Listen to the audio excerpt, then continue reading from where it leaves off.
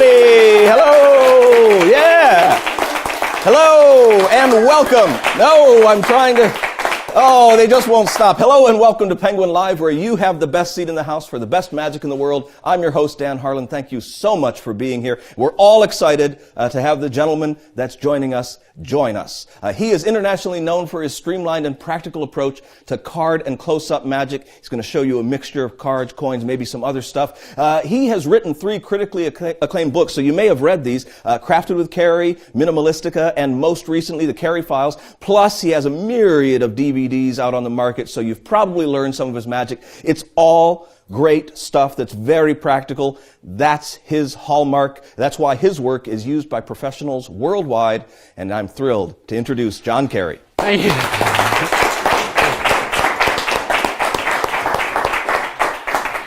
Wow, good evening, everybody. Thank you so much for coming. Hi, everybody at home. One moment, I've just got to do this.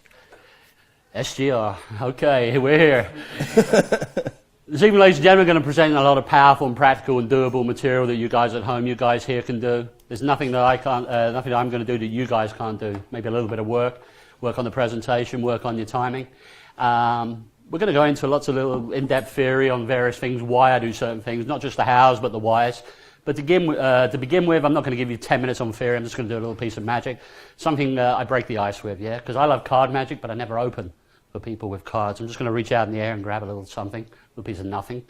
Take that piece of nothing, sprinkle it into my hand, just wait a couple of seconds. That should do it. And we get a little coin, a 50-cent piece, a silver coin. Save it, Dan, I've got a week finish. But you know that old chocolate trick? Chocolate coin, solid soft, bendy coin. But you know what they say about money, easy come, easy go. Sometimes it's here and sometimes it's there. It's a jumping coin. It goes all the way up and all the way down. Penetrates the arm. Physical flesh and bone. Only to come back again like this. But it's like chocolate, you see. Just melts away like I did at Charlotte Airport the other night. Easy come, easy go. Oh, wait a second. Ooh, it's back. Actually, I'll get rid of that coin. Oh, I've got another one just here. By the way, do you know what they call this trick? They call this trick ridiculous. Thank you. Thank you. Thank you. Okie dokie. Well, thank you so much for coming to the lecture. It's short and sweet, just like me. And if there's any questions, now is the time. And then we'll go down the pub and... No? All right, then. So thank you once again to everybody at Penguin, Tim Trono, Dan, the whole team here, the whole crew, for inviting me along. It's truly an honor, a pleasure, and a privilege to be here. It's almost like, oh, this is real, you know, because I still buy these downloads. I believe in supporting other magicians' products worldwide. Dan mentioned at the upfront that my magic is streamlined. That was a conscious decision years ago. A lot of people don't realize I used to work on the tough stuff like the diagonal palm shifts, the Erdnase work and stuff like that.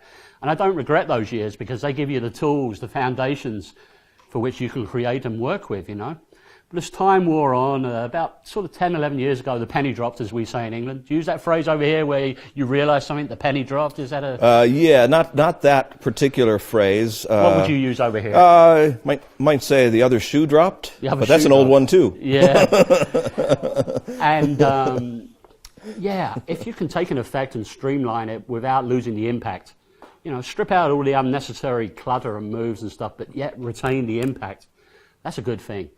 Sometimes I win, sometimes I lose, you know. I've got a discard pile at home that high, you know. They're not all biggies, as you guys will say, or winners.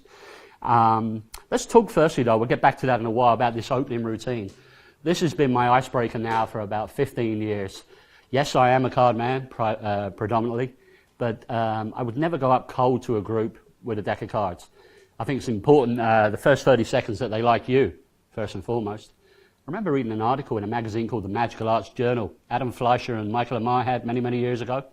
And Jay Sankey had an article actually called The First 30 Seconds, where you go into a group cold, they don't know you. They don't know whether you're a magician or a builder or a joiner or a carpenter or an electrician. And it's kind of like shades of Nate Leipzig. If they like you as a person, if you're a gentleman, well, then they'll respond to you. Rather than just trying to go into a group like a commando going, hey, I'm Mr. Magic, do you want to see some tricks? No, do one. Yeah, or words to that effect, you know. Get into a group, let them know who you are firstly before you do your magic. And then if they like you, then you can do something. But I wouldn't do a pick a card thing, for example, to begin with. I would do something visual, like Richard Sanders' Extreme Burn, which is very popular all over the world. Or this little routine, which I call Flurry, inspired by the work of the coin masters, David Roth, Gary Kurtz. Man, there's some credits to get through here, and we'll cover them now, yeah? So what do you need for this routine? Well, I'm going to stand up, because I want to see this one myself. An old John Mendoza line. You need a Kennedy 3-inch jumbo coin, solid coin, available from Murphy's, not Murphy's, sorry, Penguin Magic. Shut it down. PenguinMagic.com. It was going to happen. Do I care? I don't care. It's available from many available fine worldwide, dealers. Yes. yeah. But it's not available from me, so don't go pestering me saying, please, can you send me a 3-inch jumbo coin for that routine you did for Penguin? Because I've only got one. You know? I was worried about smuggling this thing over on the 747, let me tell you. Yeah. You know, I thought I might get a little love note from the TSA on it saying, we're taking this away, mister. I don't know what that's for, you know. Kennedy $half, jumbo coin. I usually, I didn't bring a suit over here. I mean, I melted in Charlotte the other day. Let me tell you, I've already lost about 14 pounds of body weight. I still need to lose some more, but it's hot over here, you know. You can fry an egg out in that heat. I have this in my left side pocket, normally in my jacket, but it's in my left jeans or pants pocket to begin with here. This coin starts out in classic palm in the right hand. Okay, that's classic palm. And to begin with, I say, I'm going to show you something with nothing as I make this gesture with my hands. And I reach out to my left, grabbing something, yeah? We can do a production of Ben Harris now called Silver Dust Production, which he had in a book many, many years ago, the title of which escapes me right now. But it was a really nice production. In performance, it looked like this. It looks like you just take nothing, put it in your hand, and make a coin appear. What's happening here is very simple. I reach out to my left, grab a piece of nothing. As the two hands come together, you might want to cut to the overhead here. As the two hands come together for me to take this piece of nothing, this coin is going to drop into this hand. It's going to drop into the finger palms. I come up like that, make a sprinkling action into my hand, snap my fingers, and there's the coin, yeah? So let's do that again. I reach out, grab that bit of nothing, come over to take it. The classic palm coin drops to left-hand finger palm. As I come away, sprinkle, sprinkle, snap your fingers, make the moment, as Michael Skinner always used to say. Open your hand, and there's the coin. So that's the production. Tap the coin on a glass or the table to prove solidity. Now we do the old rubber bendy coin thing. Just hold the coin at the fingertips, bend your hands back and forth, fingers and thumbs back and forth. Did this in the bar downtown last night with the guys afterwards. These girls are freaking out of that. They love magic around here. People love that illusion. Yeah. It's so good. The fact that there was about 16 shots on the table. Well, that helps. helps. That helps. But You know. man, it's one of those little things that if you're not doing it, you got to do it. I think we often lose sight of how beautiful simplicity can be, you know. So you're just holding it like this and bending your fingers back and forth like this, back and forth, yeah. I then did a vanish. This is just a standard vanish out of Bobo's Coin Magic, one of my Bibles, where you're just putting the coin in your hand and it's gone. And all you're doing is just retaining that coin in classic palm. Don't try to hold it too tight in the hand. You don't want to get claw hand, as David Roth would say. I can't classic palm flat hand like David, but I'm working on it. So just basically the two hands come together. So I'm looking down at the coin, I'm looking up at you guys, and I'm coming away. I'm not going, oh, look at my classic palm, aren't I clever? No. I'm looking down at the coin, I'm looking up at you guys. This is pure Ramsey. If you want somebody to look at something, look at it. If you want somebody to look at you, look at them. Yeah. So I'm looking down, looking up, easy come. And now I do a transfer here, easy go. Let me show you how that works. This was shown to me, this transfer, by the late, great Jim Cellini on the streets of Zurich about 30 years ago. I was a kid, I met Jim and his lady Marianne at the FISM in Den Haag in 1988. And we really hit it off, you know. I think he saw something in this crazy four-eyed kid, you know, and he invited me over to Switzerland 2 weeks after FISM. And he showed me this transfer. I saw him do it on the street with a big dollar piece, actually. I've only got little hands. I can't use the big birds, you know, and use the little coins. He credited this to a guy called Eric Ford. So after the vanish, I'm going to make this gesture. Let's put that coin down. I'm going to make this gesture. Easy come, easy go. But in that action, I'm going to do a changeover or an equipment. Overhead again, please, Nate. Thank you. So the coin's in classic palm. I'm going to come up. So it's easy come. Hands come together. This coin's going to drop from the right classic palm into my left hand, like so. And then I'm going to look to my right, make a grabbing action, and then look back to my left. So you get like a ricochet, like a ping pong effect, yeah? Or just like watching tennis at Wimbledon, watching the tennis, but hopefully not sending you asleep. Yeah, so the coin's gone. Psh, easy come, transfer, look to my right, easy go. You see, it's got a nice kind of ricochet effect, yeah? One last time, it's gone, easy come, easy go. Yeah. The next two phases are by Carey. Now I'm going to mention lots of names here in the lecture tonight. As I always say in my lectures in England and indeed in Europe, it only takes a couple of seconds to say John Smith, Bob Brown, or whatever. Give credit where credit is due. We're all standing on the shoulders of giants, right? This is by the great Carey. Boy, he was great back in the early 90s, Dan, wasn't he? Mm-hmm. He was a real trailblazer. This is rebound pass. It's similar to an old billiard ball manipulation move. You hold the coin with the thumb and the second finger. You're going to hold it a few inches above the left hand. You're going to drop that coin down. The moment it hits the base of the fingers, two actions are going to happen. I'm going to make a throwing action like this, finger palming this coin at the base of the second and third fingers. And my right hand's going to make a grabbing action. Think of like a Venus flytrap, yeah? Okay, so it's like down and up. And the visual retention on that is quite stunning. Yeah, you can even do this. I sometimes do this as a throwaway with it on my hand. I say, you guys want to see some magic tonight? Nah, maybe later. We'll have a drink instead. You know, it's a little throwaway, yeah? So it's like this. Down, up. Bring those fingers up to the left forearm. Run the fingers down and push the coin to the fingertips. So once again, down, up. Ooh, I almost fooled myself there. Down again. And there's the coin. So that's Carey's rebound pass. The next phase is by Kurtz as well. It was untitled. This was in a set of his lecture notes back in the 90s. I'm going to come up here. The larger action is really covering the smaller action here, guys. I'm going to thumb palm this coin, bring my fingers down, run my right hand across my left hand, then look to my right elbow. This is a Slidini style production. Try to grab something, there's nothing there, and then bring the coin out of the left elbow. So if you put all that together, it's like this. Up, down, up the arm through flesh and bone, all the way back to there. Okay? It's all in the timing, yeah? It's all in the timing. And then I did a vanish, I believe, of John Carney's called his Fingertip Vanish, which was first published in Michael Lamar's Encore 3 and later on in Carneycopia.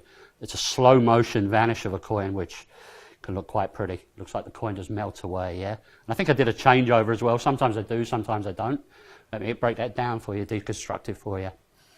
So there's the coin at the base of the second and third fingers. The left hand comes over, takes the coin. The left hand turns palm up as the right hand turns palm down. I repeat that action. Then the left hand comes over to grab that coin. And as apparently take that coin, but I really take nothing. I come away with nothing as I classic palm this coin in the right hand. But you've got to continue with this, and John talks about this, Carney talks about this. You've got to keep that action continuing and flowing, yeah? Like that. And then I did a little change over here. This is a pastiche on Ramsey from the Vernon Chronicles. The coin's in classic palm.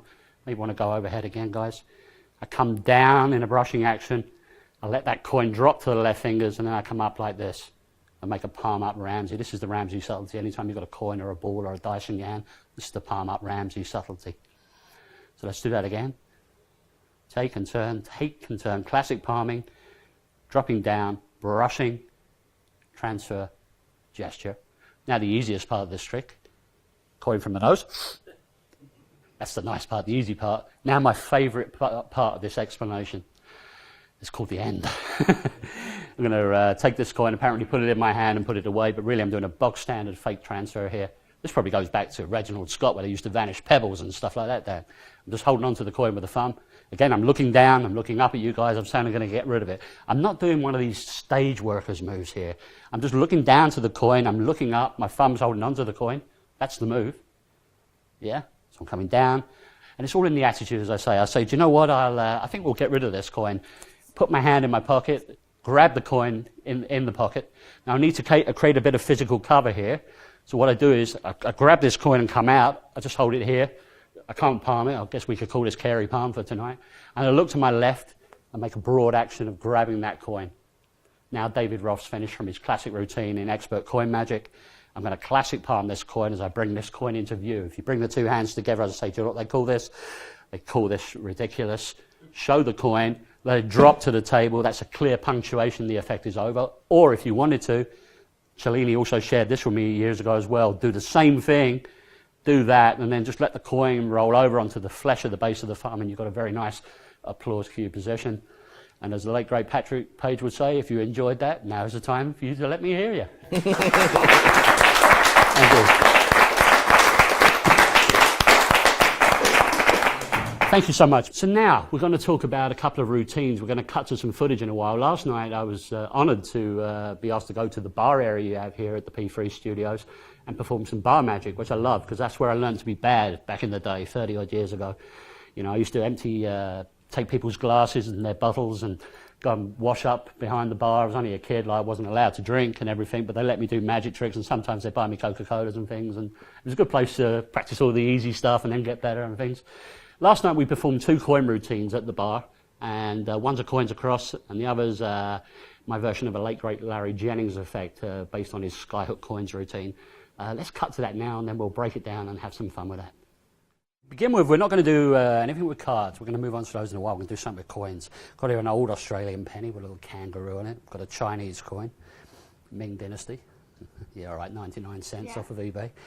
And an old Franklin, silver $50. Check that out. Yeah. I mean, you can make it look like chocolate. I mean, it's hot enough out. Solid soft, bendy coin, yeah. Save it, I've got a weak finish, mate. But we'll just call them Australian, Chinese, and silver. And one at a time, these coins are going to teleport through the air. That's one. The second one goes something like that. That's 2. And the third one should go all the way from there over to there. Thank you. Let's take this a step further. You need to use your imagination here, or just keep drinking the booze. That usually helps the imagination. I've got something here. Oh yes, here. A little piece of your imagination. It's called a skyhook. See, if I put that little skyhook just here. You're not buying into this, are you? No. But you see, I can take that little coin, just go like that, you see, and the humidity, this actually means I can hang that coin in the air, something like so. I can do that again. The trouble is, there's only room for 1 coin, so we'll get shot of that. We'll make the Australian penny go something like so. We'll get rid of that one too. And the last one, yeah, just there. You can even keep that as a souvenir. She even did. And I want you to hold your hand out. The reason I want you to hold your hand out is I want to give you that little skyhook as a souvenir from me to you. Thank you. Thank you. Thank you very much indeed. So these are 2 very practical routines you can do with coins. There is a price to pay. You need a gimmick coin, our old friend the copper silver coin, penny on one side, silver coin on the other. I treated myself a while ago. There's a gentleman called Carey in France who makes beautiful custom coin work, you know, shells and all sorts of crazy things. And he made this one out of an Australian penny with a kangaroo on it, which I really like. It's dead cute. And a Franklin silver $50 as well. Because one thing I've noticed this, Dan, with the copper silver coins, which are beautifully made by all the various dealers, sometimes they're too bright. It's hard to tell the difference between copper and silver in some routines. If you're working in certain lighting, you know, the standard Kennedy 1967 British penny combination, sometimes it's hard to tell the difference between copper and silver. Yeah, I always let the copper just age, tarnish as much as possible, and then I just polish up the silver side, and that's it, you know. Yeah. And that's about the best you can hope for. Well, this guy put, I got the right word, this guy Thierry in France, he put like I think he calls it a patina or something like that on an aging process on the coins. You can clearly see the difference there between copper and silver, yeah? You know? Yeah. Okay. What else do we need here? We need a rare Ming Dynasty Chinese coin, available on magical eBay for about 80 cents if you look hard enough. With a little hole in the middle, and a regular Franklin silver $50. And the coins start out on the table, or I bring them out of a purse, penny side up, Chinese and silver. Copper, brass, silver. So I introduced the coins. I picked the coins up. Let me stand up for this, guys, if you don't mind. And I'm going to do a fake transfer here of Milton Court from Bobo's Coin Magic. It looks like I just dropped the coin in my hand, but really it's a vanish of a coin, yeah? And it's very, very simple. I'm holding the coin between the thumb and the first finger, just here, this part of the finger. And the 2 hands come together. And this hand's going to act like a screen. This right hand's going to act like a screen. And I'm just going to let that coin apparently drop into my left hand, but really it's going to go into finger palm. But my left hand drops with a bit of weight. A tip David Williamson gave me years ago. Whenever you're doing any kind of fake transfer, when you drop it in, give your hand a bit of weight. So imagine you've got something in it, rather than if you've just got nothing in your hand and you just do that and you've got nothing in your hand. That's a tell. That's a tell, you know. So it's just dropping in your hand. Let your hand, you know, just give a little shake, bounce the coin up in your hand a bit, something like that. Yeah. So that's the first move. As I say, penny. I'm doing a clink pass here. I call this a 1-2-3 clink pass. I'm sure Michael Rubenstein or somebody's already invented it. Sorry, Mike, if you have, but I haven't seen it. And I've got most of Mike's things. He did an amazing job for you guys some time ago. I'm going to bring the Chinese coin over, apparently drop it into my hand, but really the two hands, and this is where they are, thanks Nate, you're a star, come together, and this Chinese coin is going to drop on top of this copper silver coin, like that. And then I'm going to look down to the table and pick up the silver coin and repeat that. So it's a 1-2-3 clink pass, yeah? But the timing is everything on this, guys. So I pick this coin up, penny, I look down to the table, Chinese, look down to the table, silver. And that tip was given to me by the great Tyler Erickson, who I consider one of the finest teachers in magic in the world. Whenever you're doing something, when you want to pick something up, going off onto a tangent here, imagine I want to pick up that Chinese coin from the table. I've got this coin here. Rather than me going like that, and then looking over there, what I do is, this is situational sort of focus, FaceTime he calls it. I look down to this, I say I've got a silver coin here, and I've got a Chinese coin as well. That's much stronger than just going like this. Oh, and I've got a Chinese coin here. It's like whenever you see a cup and ball worker working, when he's got to pick up the wand from the table, he looks down, oh, I've got a Chinese coin here as well, and then off on a tangent there. So, we do the 1-2-3 clink pass. 1, 2, 3. Now I make this gesture. This is the Ramsey subtlety. I say one at a time. Now, when you do this, don't overdo it. It is a subtlety. Yeah, you don't want to be making out like you're the weather forecaster in the Carolinas like the other day, saying, "Hell, dude, we're going to have some storms tonight down here." You know, yeah. So you make this gesture. You say one at a time. These coins are going to go from here to here, and I make a palm up gesture. And what I'm going to do here is very simple. I'm just going to push that first coin. And these old silver $half, these Franklins, have got a natural soft quality to them. And I make a little whistle or a little sound anyway. And if we can cut to the overhead again, please, thank you. I'm just going to do this action, and I'm just going to push that silver coin to my fingertips. That's all I'm doing here. I'm just doing that. Pushing that to the fingertips, yeah? Next phase, I'm going to thumb palm this coin. And I'm going to let two coins drop down to the table, like so. So now there's a silver and a Chinese. Then I'm going to pick up these two coins. This is where you get full value from the copper silver. They're going to go into the hand, fall over on top of the coin there, make the shaking action, open my hand, and then you've got 3 coins. Chinese, copper, and silver, thus completing the translocation of 3 different coins.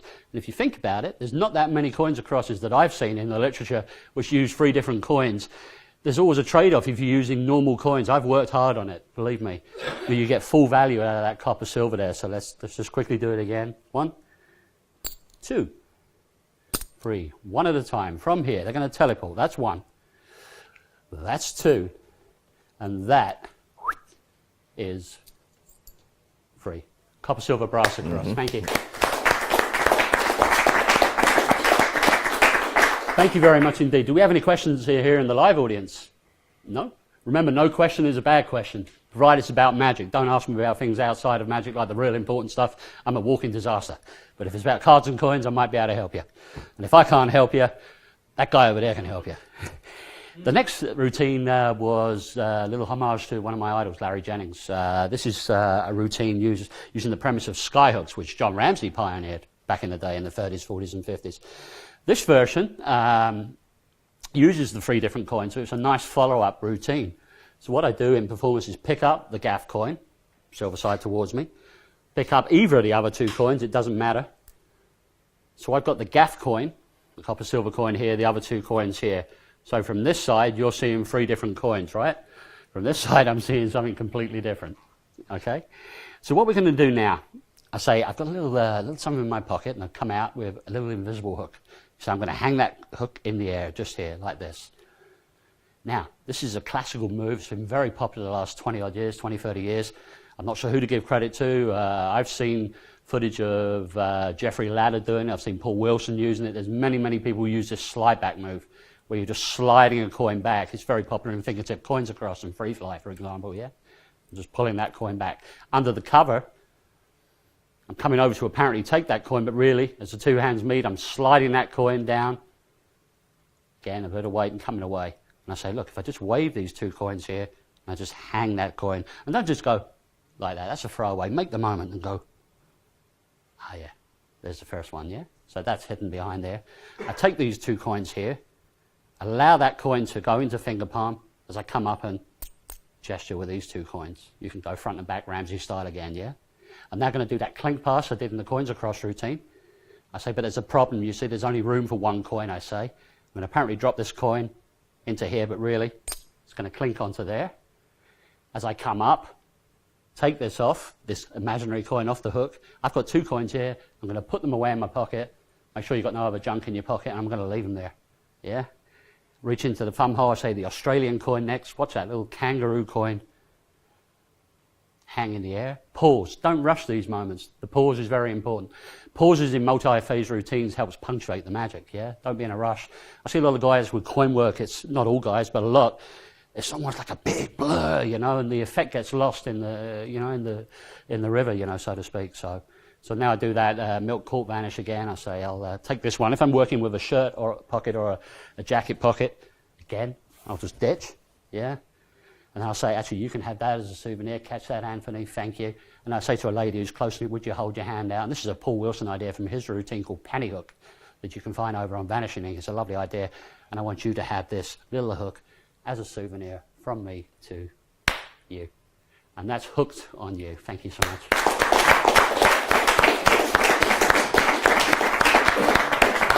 Thank you. Well, you're all still here, so I must be doing my job okay. Do we have any questions at all?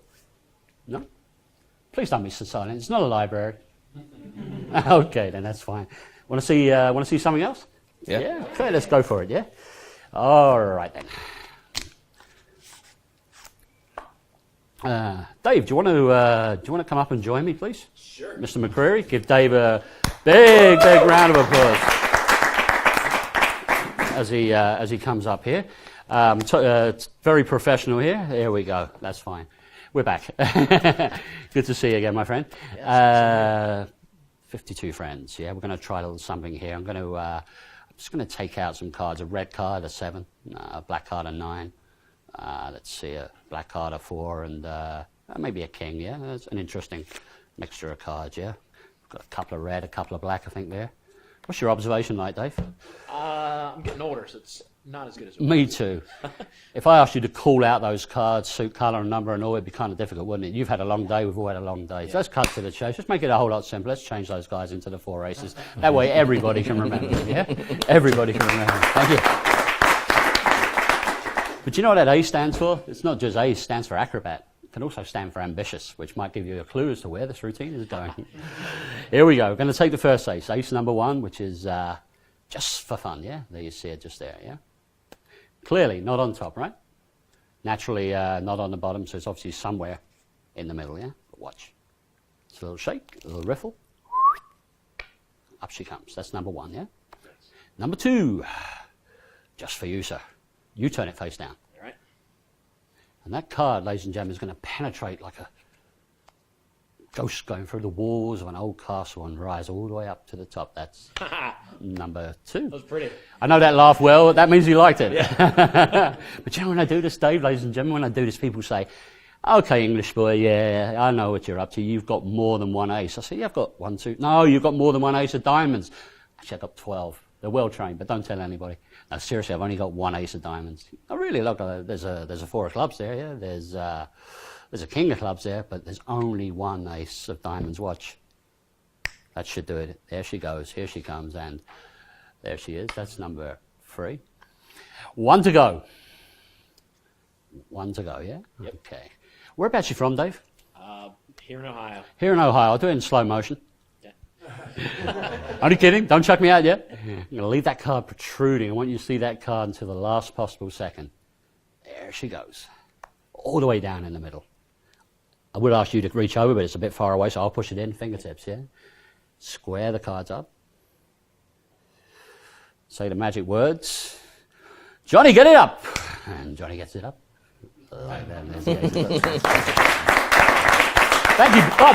But there's more. The fun has just begun, or so they say, because I'm going to actually take this to the next level and put this ace just here, down into the pack. Take this ace and leave that down in the pack. Melissa, you're vaporizing my hands from there, darling. I can feel there we go. All the way down. 4 different parts of the pack. I've done my job, Dave. It's crazy hot here tonight. Wave your hand over the pack. Snap your fingers. Say the magic word. Johnny, get it up. Johnny, get it up. That's one. That doesn't sound right. That's 2. That's 3. And I guess that must be 4. Thank you very much. Thank you. Thank you. God bless you. Those were the right words. There's a story. There's a story about that. When I used to do a lot of bar magic in London before leaving London some years ago to the countryside, I never used to call the routine the ambitious card or the stealth card. The trick was always in the pubs, because in the pubs you can get away with a few things. It was the Johnny Get It Up trick, you know. So people would come back the next week to the pub and everything and say, "Oh, can you show us Johnny Gets It Up?" And I say, "Not tonight, Josephine," you know. But no, we'd have some fun over that. It was a card trick. Which leads me to, we'll explain this in a moment, but I'm lucky to do what I do. You know, I travel all around the place, like some of you guys here tonight, just doing, I call this paid fun, you know. The common denominator is we all love magic, we do magic, we watch magic and stuff. Tony Miller and Rosie, thank you so much for coming, guys. They produce wonderful magic. If you need the highest quality leather goods made, Tony's your man. Checking the post? No, I really mean that. I really mean that. And it's going to be at Blackpool in 2018, by the way, which is awesome. I'll take you guys out for a meal. The fact that you're going to pay for it is another matter, but I'll take you out. We'll have bacon sandwiches at 8 a.m. in the morning before going to the dealer's hall. That should be fun. Oh, gosh. Yeah, it's fun, you know, and I don't take myself too seriously, as you gathered. You know, they're magic tricks at the end of the day, but it's important to treat magic with respect. I once said on one of my early ebooks, treat magic with respect and it'll pay you back tenfold. And it's true. I get to travel, I get to make new friends, you know, I get to have a great time doing what I do. I think maybe some people take themselves too seriously in magic. I'm not naming names here or trying to stir up any hornets' nests. You know, you've obviously got to be good, you've got to have the goods, you've got to be able to deliver. But at the end of the day, this is magic. For me, this is an escape mechanism from some of the crazy stuff going on in the world today, you know. Just a reality check here, guys, you know. Okay, so let's talk about this little routine. The 4 aces start out on top of the deck at the beginning, yeah? Okay. And usually I have a card prepared ahead of time that I know. Let's just say it's the 5 of clubs here, for example. I don't think I did earlier. Naughty boy. I had to wing it. So what we're going to do now is a move I believe is by Charlie Miller. It's almost a self-working strip-out edition, if you know Vernon's strip-out edition. This is essentially what it is. It just requires neatness, no real difficult manipulation and pulling cards down and stuff. But I first saw this published in a routine by David Solomon called Gold from Straw Elevator about 15 years ago in Josh Jay's Talk About Tricks column. Yeah, but I've since found out I believe it belongs to Charlie Miller. There you go. So what I'm going to do is I'm going to take out 4 cards here, Dave, guys. A black card, like an 8. I upjog it, a red card, say a jack. A black card, say a 3. And I continue down until I see my key. And I keep this block of 5 cards here together. Yeah, that's a block of 5. And what I'm going to do is I'm going to upjog my fingers at the front edge. I'm going to come up with that block as if it's 1. And then I'm going to come down with nothing. I'm simulating it, yeah? So once again, I spread through a black card, upjog, a red card, upjog, black card, upjog. Continue till I see my visual key. That block of 5 comes up, and this is the thing that sells it. I come down with nothing. It's a simulation. So now I've got 8 cards here, guys. I'm stripping those out, putting them underneath, flipping the deck over, and in one fluid action, I'm dealing those cards down to the table. I say, do you remember those cards? It's been a long day. Colour, suit, and value. I say, actually, let's make it a whole lot easier. And then we do a nice production of the aces, something like that. Yeah, and that's called observation, which is a nice production in its own right, but it also leads us into ambitious all the way, which is a series of ambitious card moves. No double lifts, nothing against the double lift, although I do think it's one of the most abused moves in card magic. You know, just sometimes I watch ambitious card routines which are nothing but tilt and double lifts. You know, I used to do them like that, you know, back in the day, but I think it's good to mix things up. So we've got some interesting moves here. Let me give you the credits on them. So I pick up the first ace, the ace of hearts, like this. I turn this face down. This is my slight adaptation of a Johann Fontaine move. Johann's a brilliant card magician from Paris, in France. I put this packet on top, keeping the left finger pinky break above the ace. I take off the top card from above, and I say clearly not on top. Put it back on top. My thumb goes to the deck here, and what I'm going to do, let's stand up here. What I'm going to do is my thumb and second finger come to the inner left and outer right corner. I'm going to roll this pack over, and this is a book break technique of Marlowe. That packet automatically rolls.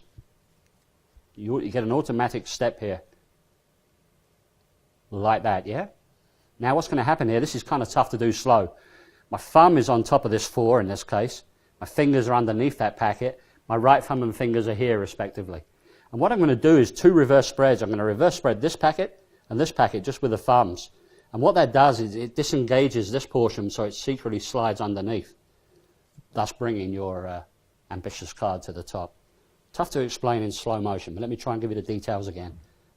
Goes down, pinky break above, take off the top card, clearly not on top, put it down, transfer the break to your thumb, roll the deck over from left to right, creates a step, thumb on top, fingers underneath of both packets, make 2 reverse spreads, and that disengages these cards here, close up, turn over. That's your first phase, yeah? Johann Fontaine's pole control, a slight variation. All right. The next phase is the Tommy Tucker pass. Tommy Tucker was the legend who invented the 6-card repeat. I've got 6 cards, I throw 3 away, I've still got 6 cards. I've got 6 cards, I throw 3 more away, and God, you're here, you're a nice audience, you must like this trick.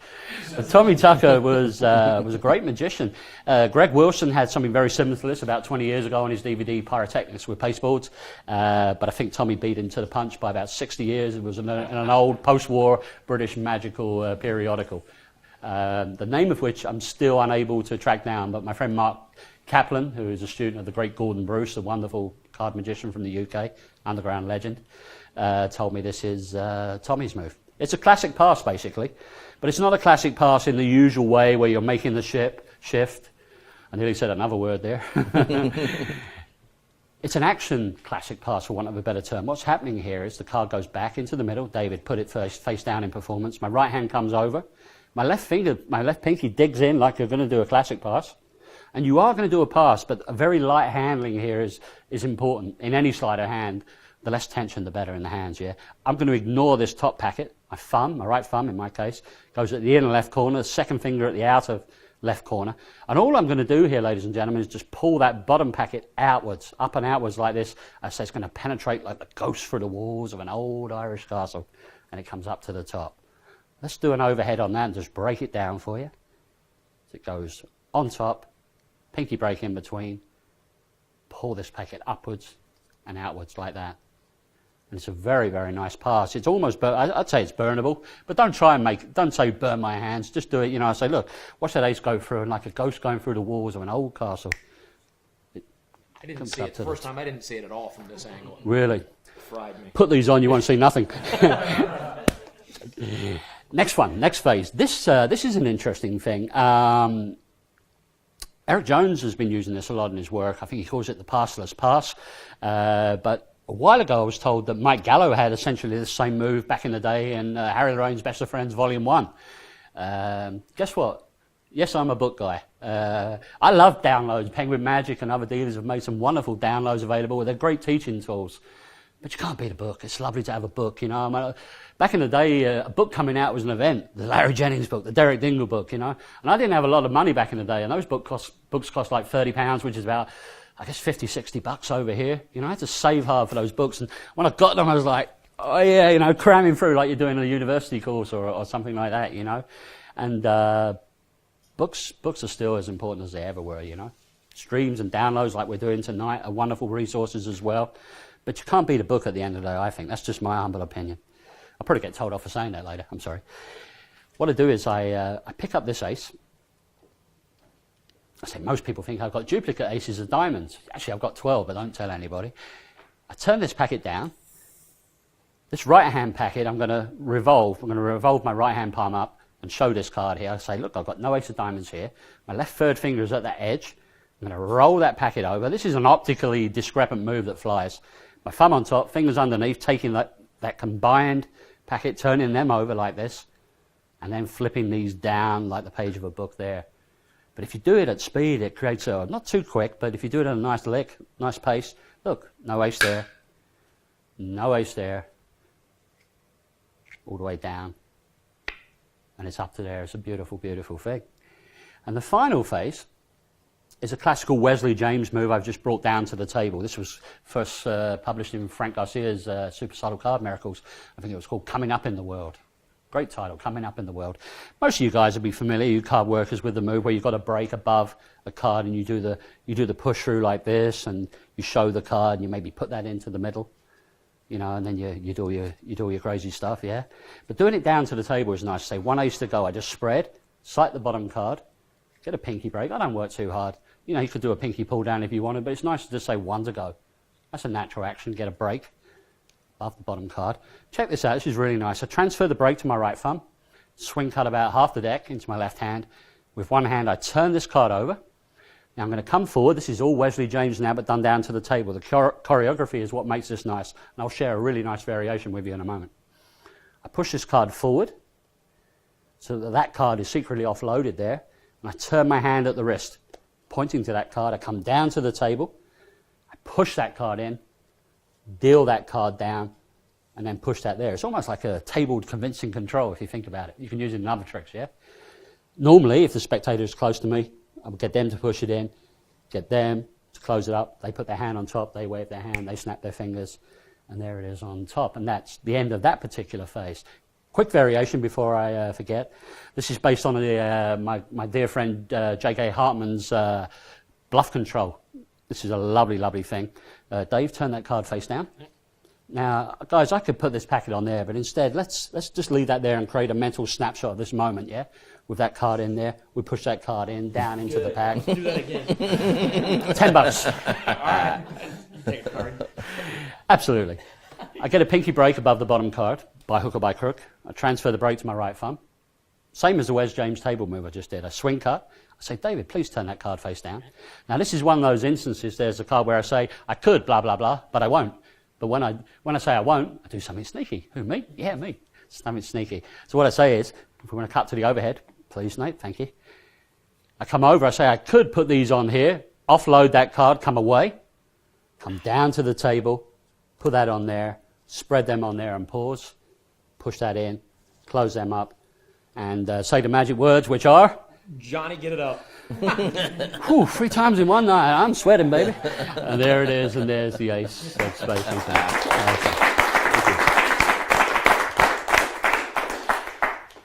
Just want to stay for the fun? No, you can take a seat. Let's give Dave a big round of applause, guys. He's been a star.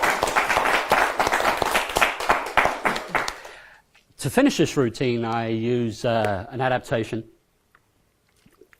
of a dear friend of mine's move. This move was by Justin Hyam, underground card legend in the UK. Hopefully one day you guys can get him over here. He is phenomenal. He's like a living, breathing Marlowe, Dan. He's like the world authority on Marlowe these days, I think. Justin had a full shuffle called the False Count Full Shuffle, which I'm not going to teach here, but I'll teach you a control inspired by this, yeah? So basically what I'm going to say is, let's try one last little thing, almost like an encore.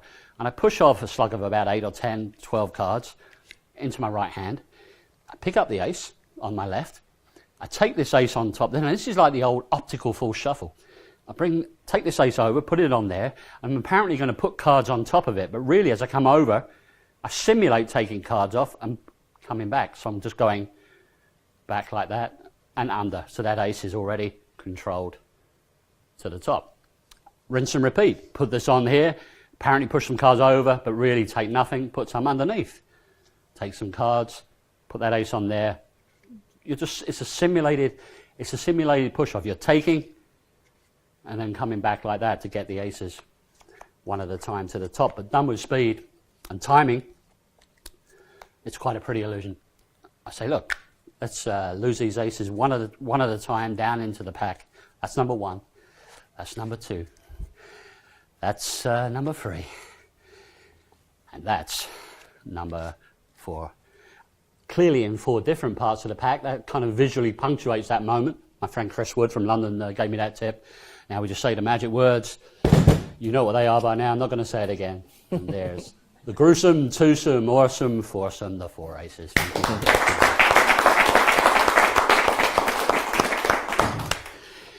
lot of little details there, but details really do make the difference. Little finesses and stuff like that, you know, they really, really do make a hell of a difference. Is there any questions on that? Dan, do you have any questions? No, all makes sense to me. Okie dokie. All right then, so what do we have now? Yes, indeed, we're actually going to cut to one of the, that was gravity, I have no control over that. Last night in the bar, we met some lovely people. It was about 15, 20 guys who kindly hung around after the show, which I couldn't actually make because of American Airlines and flights and stuff. That's another story, but we're here.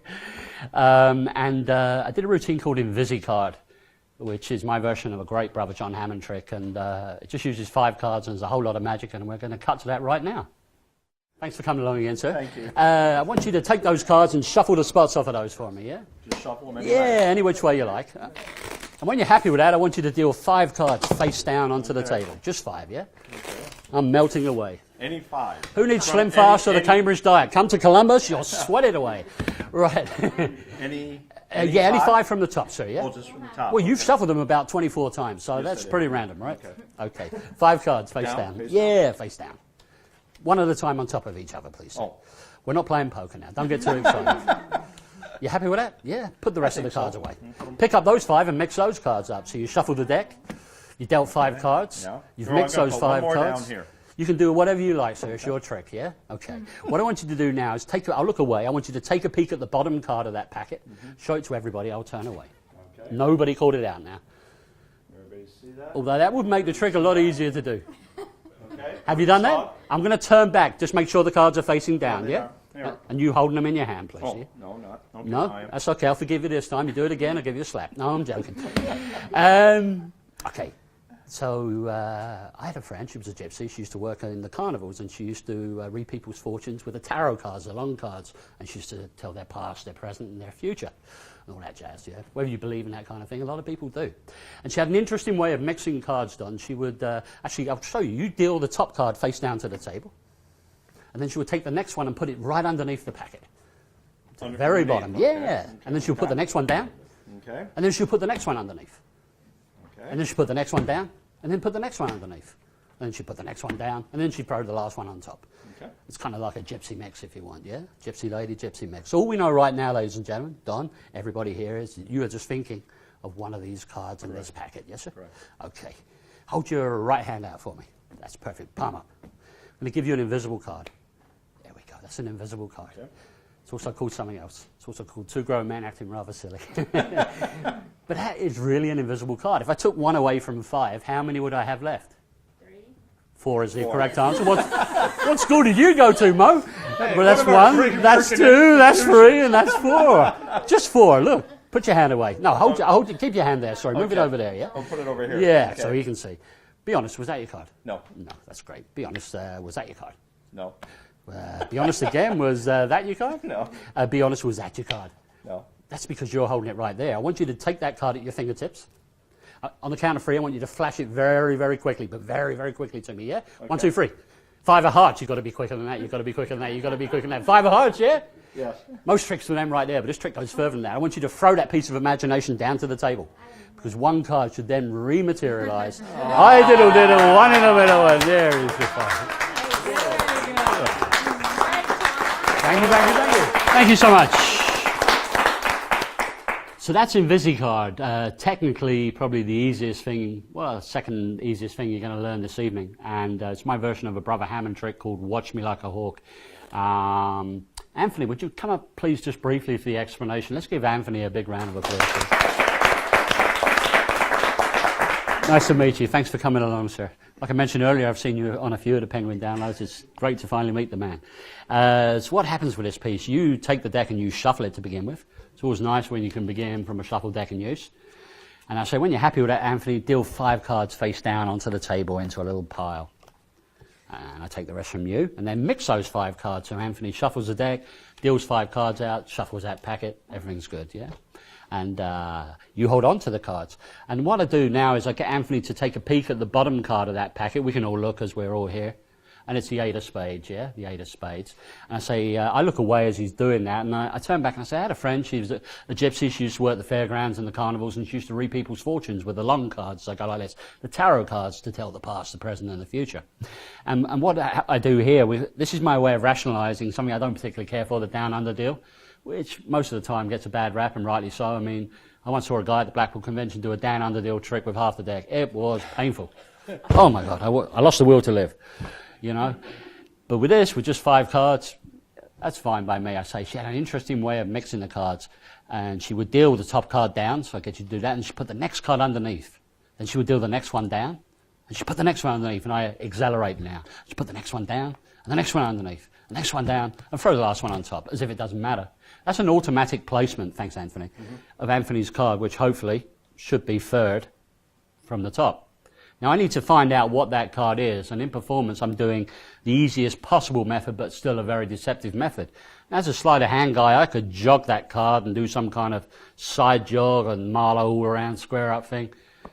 Yeah, maybe 10 years ago. You know, I'm getting too old for that game, you know, I do something simple now. This is very Danny Daughters inspired, very liberated, very open, you know. It's just attitude, as Danny says, you know. I just basically say, so basically Anthony, you're just thinking of one of these cards and I glimpse it. As I'm going like that. So I'm just going like that. I'm just saying, so basically we know that one of these cards are 8 of spades, 8 of spades, 8 of spades is your card. But when I've spotted the card, I look to the audience, I don't look back at the cards, you know. It's very nonchalant.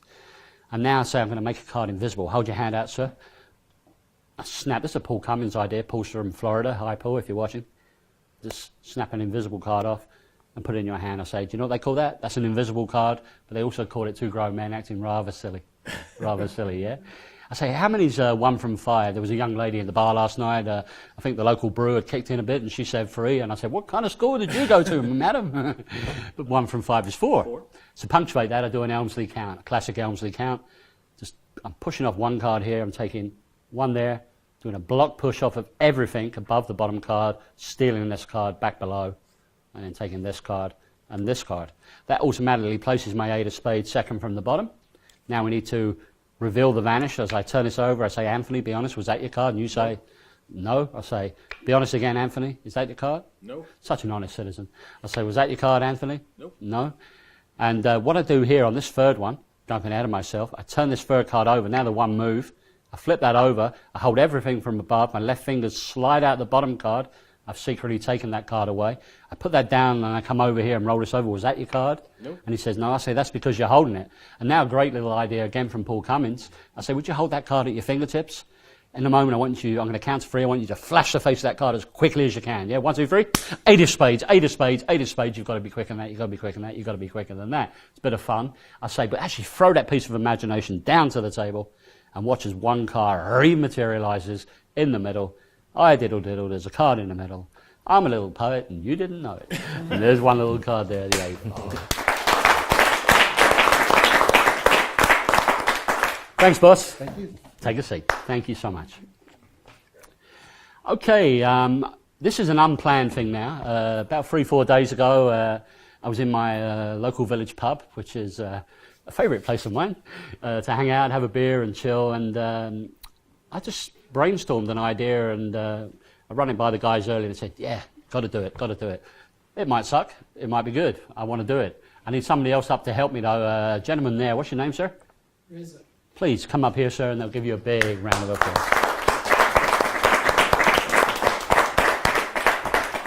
Thanks for coming along tonight.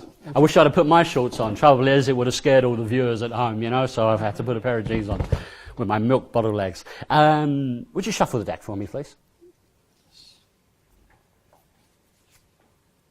Ah, Hindu shuffle. Where did you learn this? I saw somebody did that. And Ah, right, okay. That's excellent. Now the riffle shuffle, yeah? That's okay. Yeah, that's... Oh, you're doing a good job. Have you ever seen the Russian shuffle? No. One car rushing after the other? Do you want to see the world's fastest shuffle? Yes. Do you want to see it again? Yes. Old jokes are the best jokes. We have a place called Leicester in the United Kingdom. Leicester, yeah? Yeah, I have. Yeah, they have a shuffle named after that city. It's called the Leicester Shuffle. You see, if I put some down here, I've got Leicester Shuffle. Oh, I'm sorry.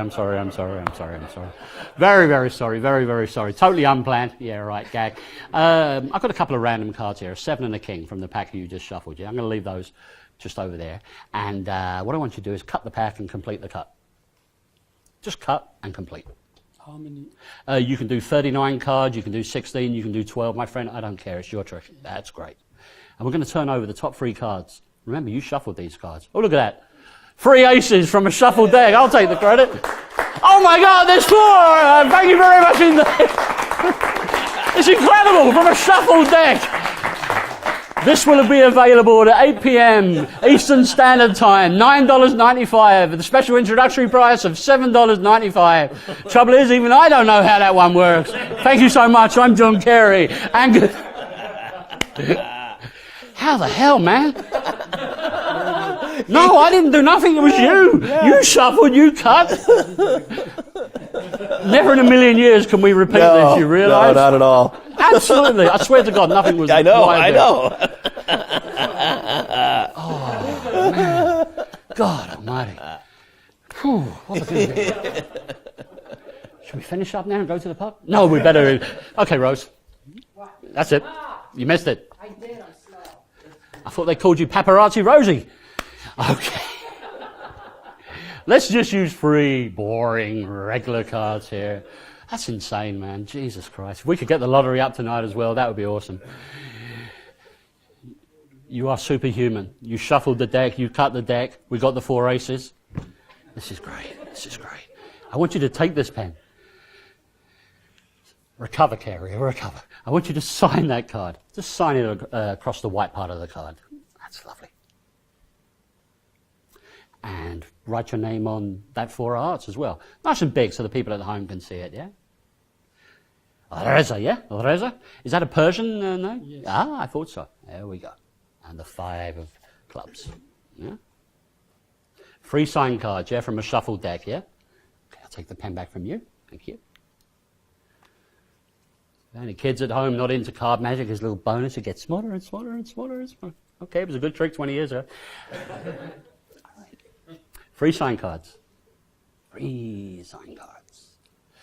I want you all to take a mental snapshot of this moment in time, about 8 o'clock local time, of the 4 of hearts, Reza sign card being just there, yeah?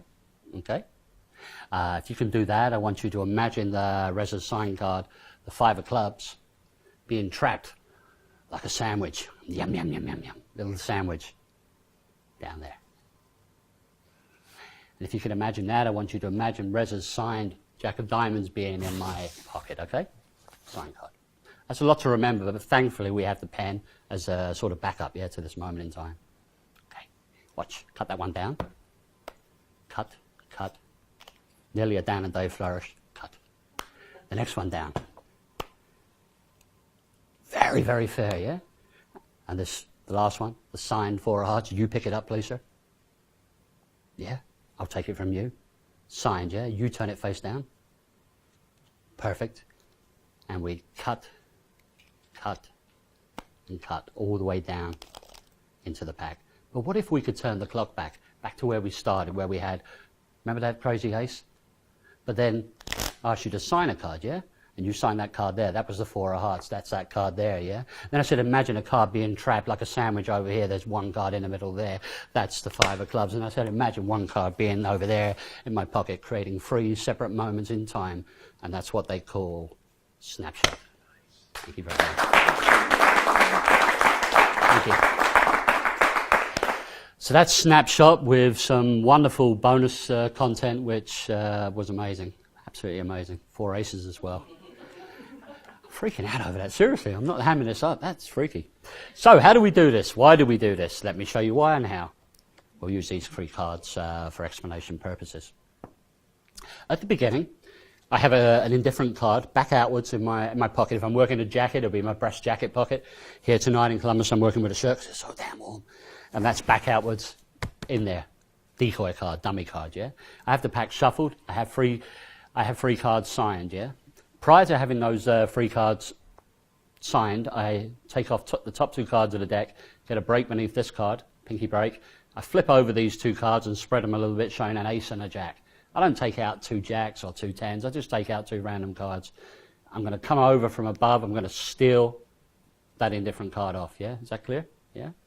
And I'm going to put that packet aside just there. So the pack is shuffled.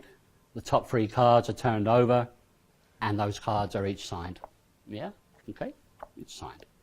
Now, say I want you to all imagine making a mental snapshot. Yeah, of these cards. Yeah. This signed 5 of clubs being just here. Yeah. Then I pick up these apparent 2 cards. Really, we've got a decoy card under here. I hold them from above in the middle grip. I peel off this card. I take this signed card with a face outwards like this. Remember, I've got a decoy card here. I bring this packet over, drop it on top. Now we're going to do a Vernon Christ Animan alignment move, which always makes me laugh. I always think that those 3 masters were in a bar somewhere in New York City and arguing over who invented the damn thing. Christ, Vernon, or Animan, an alignment move. 3 legends, 3 masters. I pull this card back. My second finger pushes this card forward. This is a dummy card. So I've switched out that card already. And just casually place these aside. So I've got that finish ready, way ahead of time. If you can get the method part of a trick out of the way, early go, that's great because you can concentrate on the presentation and get the full impact from the effect, yeah? Now, a simple pocket switch. And finally, take a mental snapshot, as I point to my temple, of this card being in my pocket. And this is like the Francis Carlyle homing card switch from the Stars of Magic, the signed card to pocket. I put this card behind, closest to my body, the card in my pocket, and literally no less than half a second later, I pull out the dummy card, yeah? So let's do that again. So there's the signed card there, Reza. I say, and if you can, imagine your signed card there being in my pocket, and I pull this card out and just toss it down. So now the finish is almost done. The work is almost done. I cut off half the deck, put it on that dummy card there, give them a few swing cuts, pick up this one here, down, do a few swing cuts, show this last card, put it on top of the pack, turn it face down. My hands are a little sweaty in performance, but I'm doing basically now Jeff Semmel's Pirandello false cut, which I first learned in Frank Simon's Versatile Card Magic. But also I must say Jackie McClements, a Scottish, wonderful Glaswegian magician from Glasgow in Scotland, independently invented this move about 30 years ago as well. Jackie's a great friend of the great, crazy Jerry Sadowitz. And what you're doing here is swing cutting about a third. I'm going to start a swing cut here as well, but I'm going to transpose these 2 packets, switch them over for this packet as I come here, taking those and dropping that on there. It's a full deck control. So I'm swing cutting, starting a swing cut, swapping that packet for these 2 packets, keeping these 2 packets in a spread condition or step condition, and putting that on there, yeah? But if it's done with timing, whoops, something like that, it's still on there. I need to get a pinky break beneath it. I don't want to be hitchhiking at the back like that. Kind of sucks, yeah? So what I do is dribble the cards, and I just hold 2 back. I use this for a lot of things. It's just a knack. I'm just holding the cards. I can just hold back 2 cards, something like that, you know? It also works with 18 cards. I could count them to prove it to you, but I'm joking. But just holding back 2, just like that's a knack. In preparation, got a pinky break beneath 2 for a double lift. This is a stud style lift. Try saying that when you've had a few beers. I come over with my thumb at the edge, fingers on top, show this card. It's a random card. Deal that down, put the pack here, snap, make the moment, turn it over to show it's a signed card, the 5 of clubs. Back to that moment in time when I said, remember, when there was a card trapped in between those 2 cards, the signed 4 of hearts, show the hands empty, close you can, reach into your pocket, pull out a card, and show that it's a signed Jack of Diamonds. And that is Snapshot. I sincerely hope you enjoyed it. Reza, thank you so much. And I must go like this to Reza for the 4 races. God bless you, my friend. Thank you so much. Do we have any questions on that or anything we covered earlier? Remember, any magically related question is a good question. If you want to talk about stocks and shares, Mr. Harlan's your man. No? Really? Okay, that's cool. Moving swiftly along. I need somebody else up to help me. A gentleman over there with the spectacles. Welcome to my world.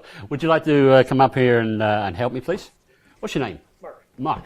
Give Mark a big round of applause.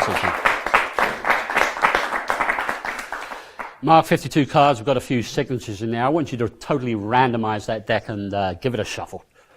Or as the great Mike Skinner would say, shuffalo to buffalo. Yeah? You happy with that? Yep. I just want everybody to see those cards are well and truly shuffled, yeah? Okay? Alrighty. And now cut to the 4 aces. And now we'll cut to the 4 aces. I bet you can, I bet you can't. No, I can't. I'm going to make a prediction. Now, most magicians would maybe take a card out of the deck and something like that, but I'm not going to do that. I'm going to make an open prediction, yeah? Open prediction. Red card. No, not a diamond. Everybody uses diamond. I'm going to use a heart. The 5 of hearts, yeah? The 5 of hearts. Okay. So if everybody else in this audience forgets that, you're the adjudicator, the committee man. What is the open prediction? 5 of hearts. 5 of hearts. And you shuffle those cards, yeah? Okay. I want you to hold the pack in the hand you deal with, please, sir. And let's move this over a little close to you. That's perfect. I want you to start dealing, when I say so, cards face up one at a time to the table, yeah? Now, you have a choice how you can do this. You can deal them singly, separately, individually, one at a time, or one after the other. Now, don't let me influence you in any way, shape, or form. Okay. What do you want to do? I think I'm going to do individually. Oh, damn, I wanted you to do them one at a time. But it's your deal. It's your show. It's your gig. Start dealing the cards face up one at a time to the table. And when you get more confident, you'll start dealing a little bit quicker. I want it to be completely random. When you get that impulsive, intuitive sense or urge, I want you to stop dealing. And just leave that on there. No. Just, yeah, that's great. And I'll take those from you. Okay. Just stop dealing, yeah? Yep. That's great. Do you want to neaten those up a little bit? Because my mum always said neatness counts. That's great. I'm going to ask you a couple of things now, Mark. Is it true to say that you dealt quite a lot of cards there? Yeah. Yeah? But is it also true to say there are still quite a lot of cards left here, yeah? Yeah, there's more than Yeah? probably. Probably more, yeah? Roughly, another question. Sorry, I know it's hot and getting late, but roughly how many cards would you say there? About 15, 17? Yeah. Yeah? 13. 13. We could count it to prove it, but there's no need. I'm going to put the very next card face down to the table. 1 card more, 2 cards more, 3 cards more, and everything changes. Everything changes. Now, do you remember at the very beginning? I made an open prediction. It was a red card, it was a heart, it was the... 5 of hearts. Yeah, and you shuffled the cards, yeah? And then you took the cards, you dealt through the cards, one at a time or individually, I can't remember. And then you stopped dealing where you wanted to, where you got that impulsive, intuitive sense or urge. How impressed would you be if that was the 5 of hearts? That'd be impressive.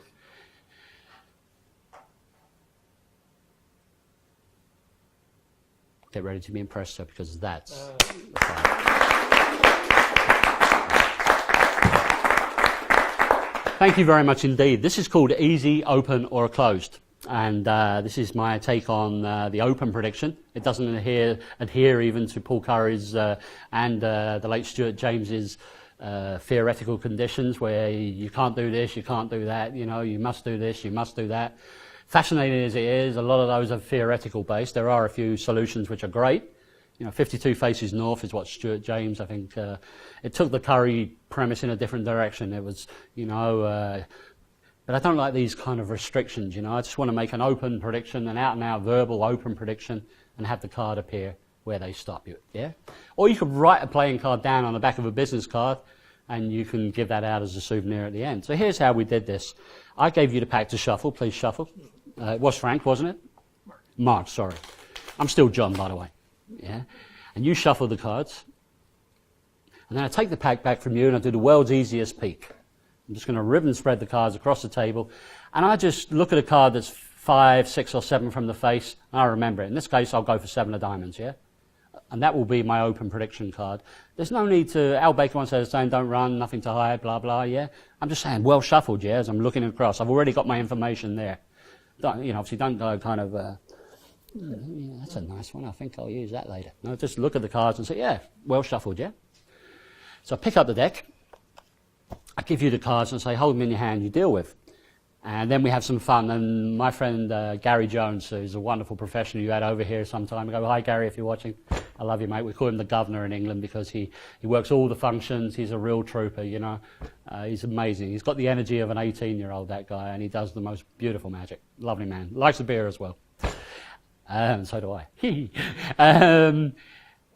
Gary's line, singly, separately, individually, one at a time or one after the other. It's all the same damn thing, right? But it's fun. Again, make it fun, make it fun. So you start dealing cards into a nice neat pile, face up, one at a time to the table, yeah? And then I just say, you maybe want to speed up a little bit and everything, and when you get that intuitive sense, just stop dealing. Yeah. And I just say, I'll take these from you. Now, I don't make a big deal of this. Sometimes what I'll do, imagine you're holding the pack and you're dealing a couple more. Deal a couple more. You've got this thing about taking the top card off. I don't know why. Never mind. That's cool. We're still friends. I take these cards back from you, and I say, I'm going to ask you a couple of questions. Is it true to say, and I'm holding the packet from above here like this. So is it true to say, from that pack you shuffled, there are quite a few cards there? Yep. Yeah? And I just casually turn my hand over. Sometimes I just flip the deck over. I might have even done that in performance. I just roll these over. I need to rationalize turning this packet over because I need to sight that 7 of diamonds and Hoffsins of Coal, that card under the spread. So basically, I'll take these back from you. Is it true to say there are many cards here as I point? Yes. Yeah. I flip these over. Now, with the faces of the cards slightly necktied, this is necktied, towards me, I sight the 7 of diamonds, exposed view for teaching. My thumb is on the Queen of Spades here, the card to my right of the 7 of diamonds.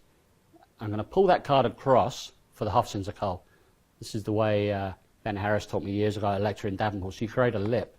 If you reverse that hand action, that card clicks off and goes straight to the rear or the top when you turn the pack over, yeah? So let's do that again. It's true to say you dealt many cards there, yeah? I just spread these out of his eye line and out of your eye line, so I sight the 7 of diamonds. I do this Hoffsins of Coal. I think Marlowe had some work on this called the prayer coal as well, I close up. I follow through now. I turn this packet over. I spread these cards as an in-transit action. I say, roughly how many cards would you say are there? I want to shift the focus away from here.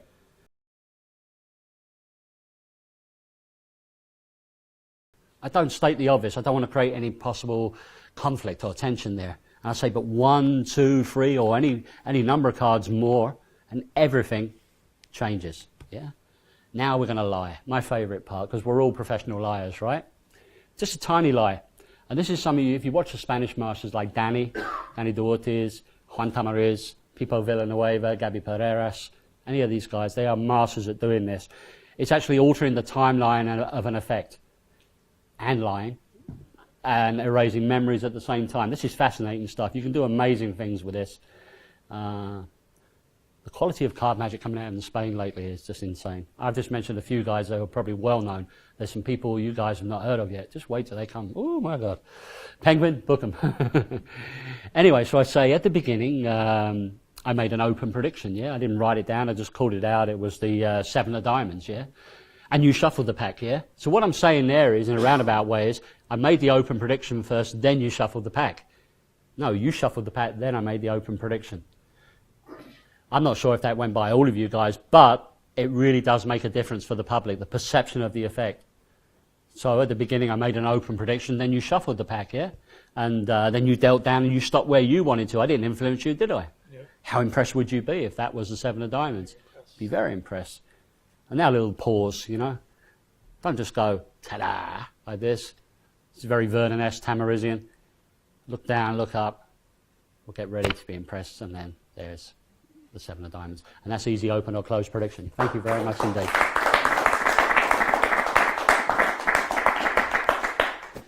Any questions in the house?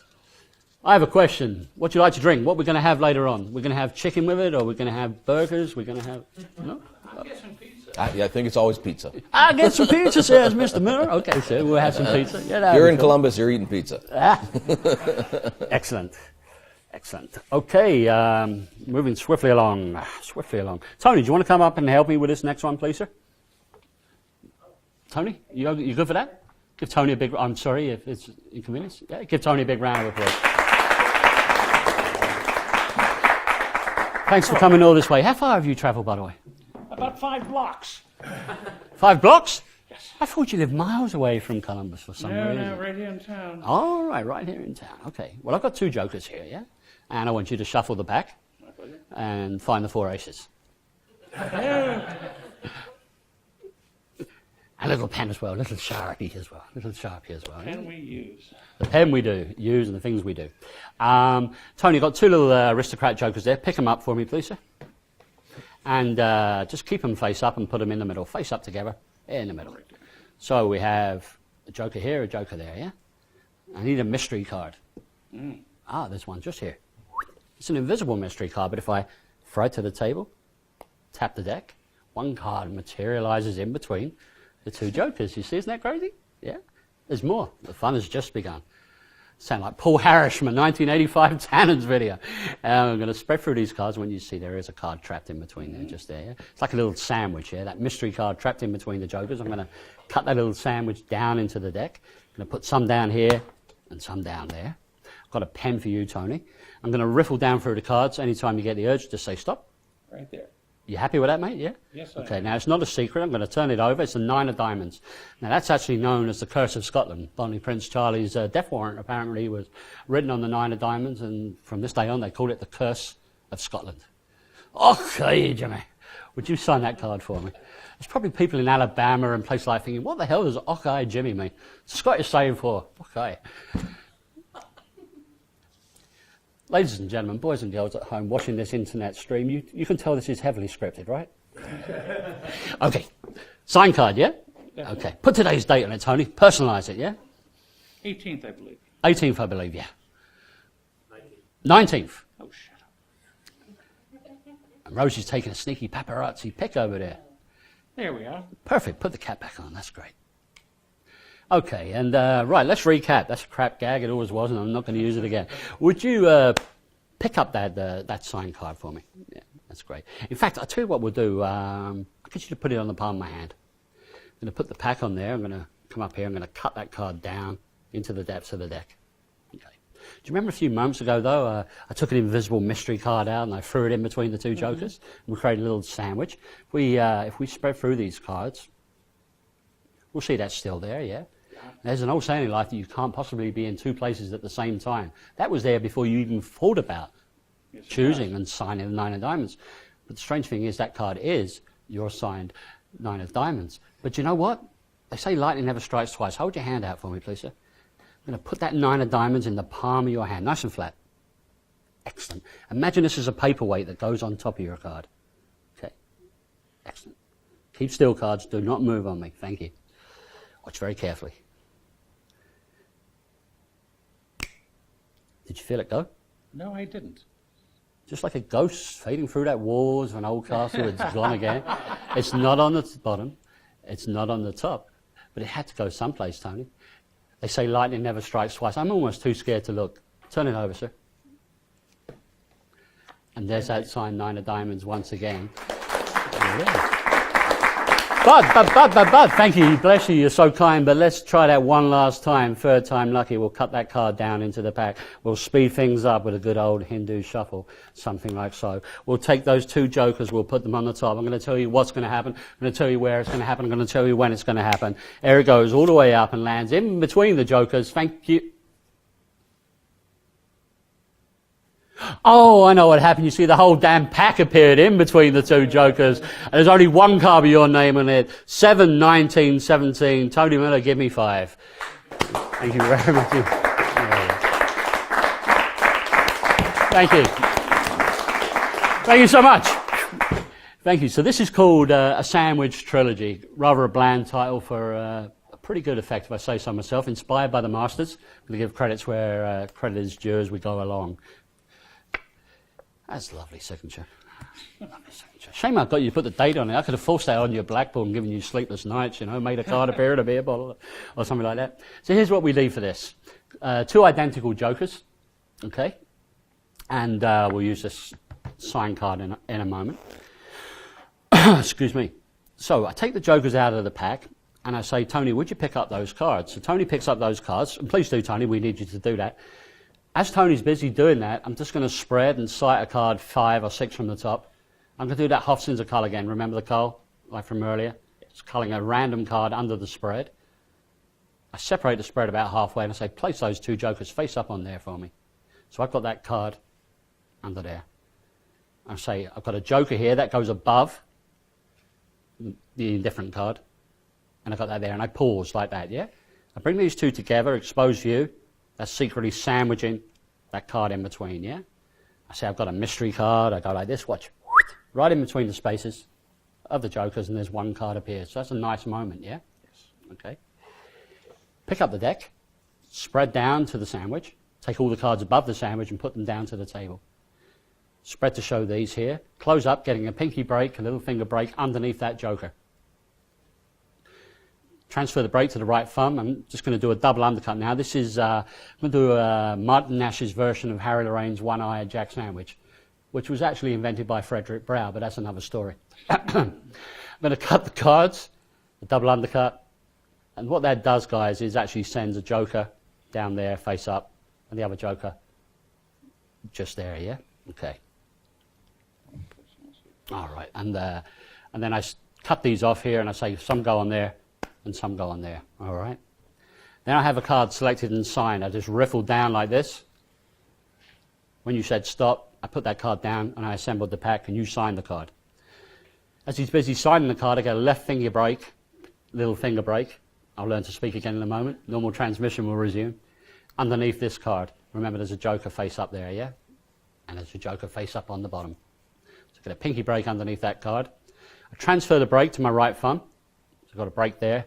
That card goes back on my hand, face down. I put the pack on top. Now what I'm going to do, remember that thumb break here, guys? This is Martin Nash's idea. Instead of the halo cut, I'm just going to get an overhead on this, sort of come up, slip cut that, and then they go underneath. Okay, all right. So do you remember a few moments ago we made a mystery card appear in between the two jokers? I pick up the pack, start to spread again. Again, I sight a card about 5 or 6 from the top, 5, 6, 7. Hofstein's a cold. We'll talk more about culling later in the lecture. Cull a random card under the spread, he says. Come on, Carey. There we go. That's better. I start to spread down. I separate here and I say, that card was there before you even thought about signing a card. Turning over, reveal the signed card. Now I've got an X card under there. Here I'm going to do a switch. This is Simon Aronson's switch from his book Simply Simon. This card goes here. That's the X card there. I say, would you hold your hand out? And as he's doing that, I push that in, and my fingers kick out the card I culled. And in one fell swoop, I switch that card out and I put it on his hand. We'll put it on the table, Tony. Make it easier for you. I'll put this pack on top like a paperweight. Watch. Make a mystic pass. Going, gone. It's gone. Hey, an ace. That's a running theme tonight. It's not on the bottom. It's not on the top. I spread through the cards until we see, look, lightning has struck twice. Now we're going to get ready for a John Bannon idea. And this is a switch from his routine, Fat City Revisited. Fat City Revisited. I deal this card down in front of Tony, and this is John's switch. This is great. As you're turning that card over, I'm just saying I'm almost too scared to look. So would you turn that over, please, Tony? And please do, Tony. As Tony's doing that, I'm bringing these two halves back together. I'm getting a pinky break between these two jokers. And I'm just cutting like that. That automatically brings one joker to the top and one to the bottom. It's not a move. Just do it. The focal point is just there. Yeah? Okay? Now what I do is I apparently riffle off the two jokers, but really I riffle off a face-up joker and an X card. And I put them aside because my other joker is over here for my little variation on John's effect. Fat City Revisited. I take this card, I flip it face down and in jogged, which enables me to get a thumb break beneath it easily. Double undercut, standard stuff, double undercut that to the bottom. As I square up, I do a pinky pull down, pulling that down. Transfer the break to the pinky break just there rather. They go on top. I say, you know what's going to happen, you know where it's going to happen, and if you don't know is when, I riffle up the pack, take over the break with the right thumb, tap the pack, and then just allow one card to come down. It looks like it just penetrates through the deck. Yeah, I say I just tap and one card comes down. I say, oh damn, what's happened? And I pause like I'm in trouble. I say, oh, I know what's happened. And I ribbon spread to show the whole deck is in between the two jokers. And then I turn over this card to reveal his signed card. Thank you so much, Tony. Please take a seat. Thank you. Do we have any questions at all? No? No questions from New York? No questions from California? Oh, no, it's not like the old days. A little drop of holy water and we'll carry on. All right then.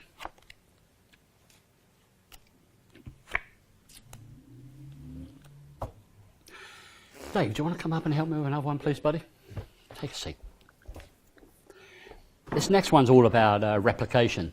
You copying me and me copying you, yeah? So firstly,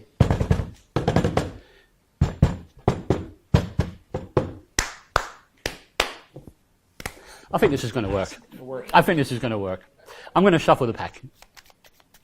Overhand style. I want you to shuffle the pack.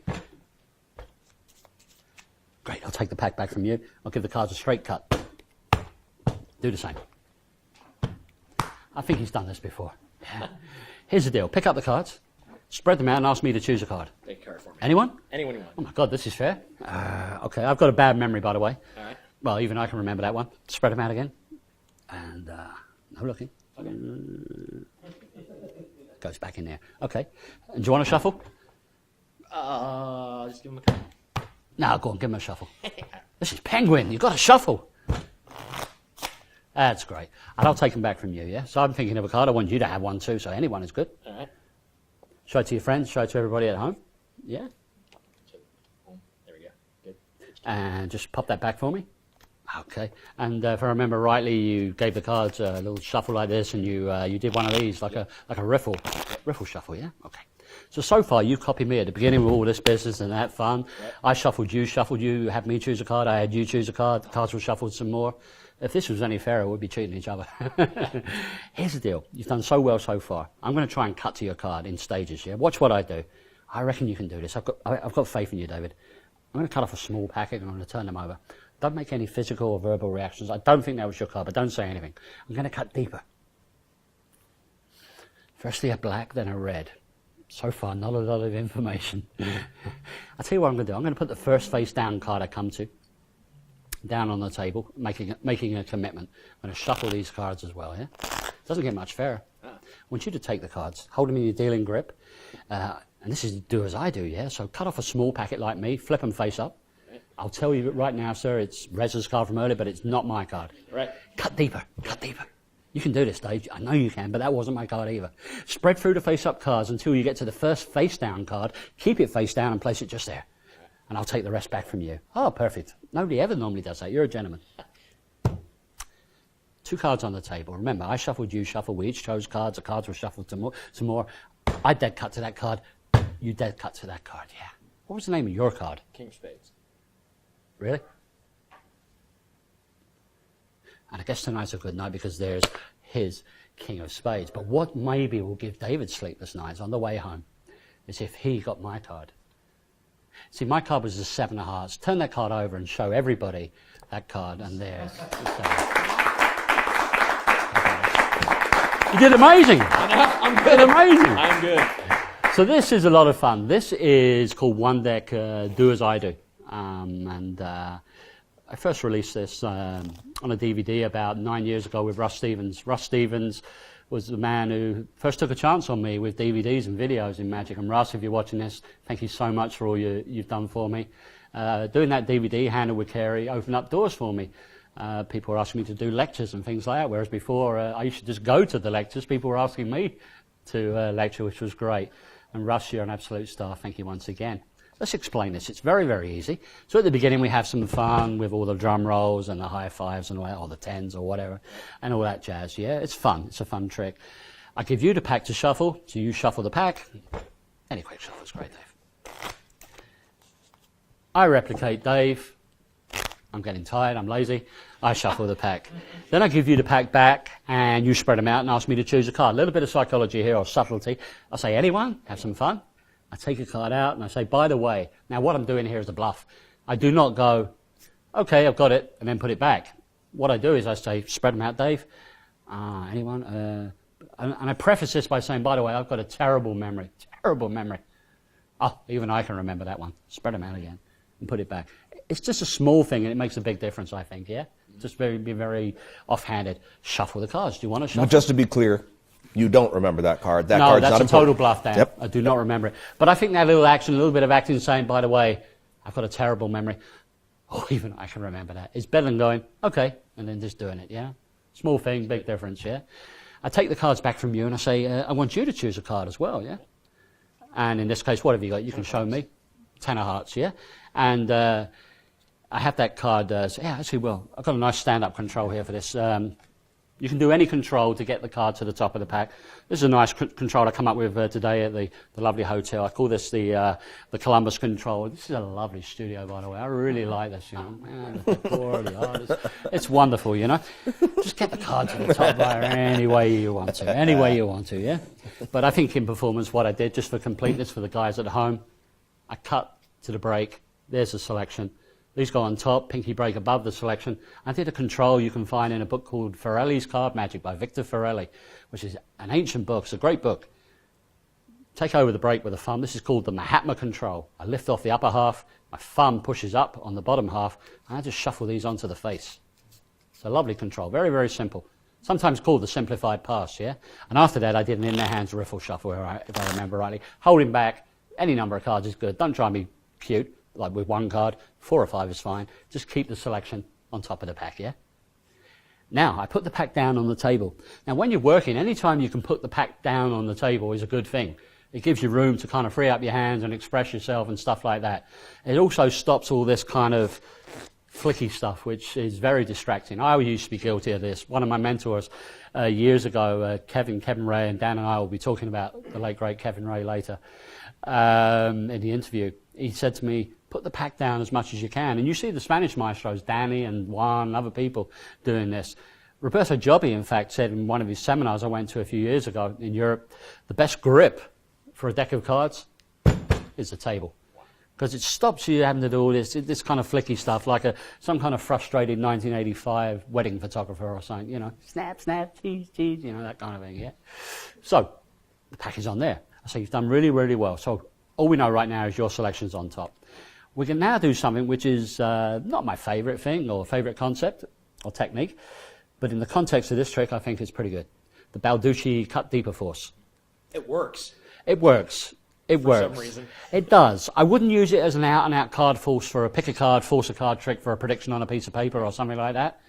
But in the context of this trick, it's fine and it's good and dandy, I think, because it gives me secret information as well, which helps make you the star of this trick. Because this trick is not about John Carey doing the card trick. This is about David McCreary finding my card.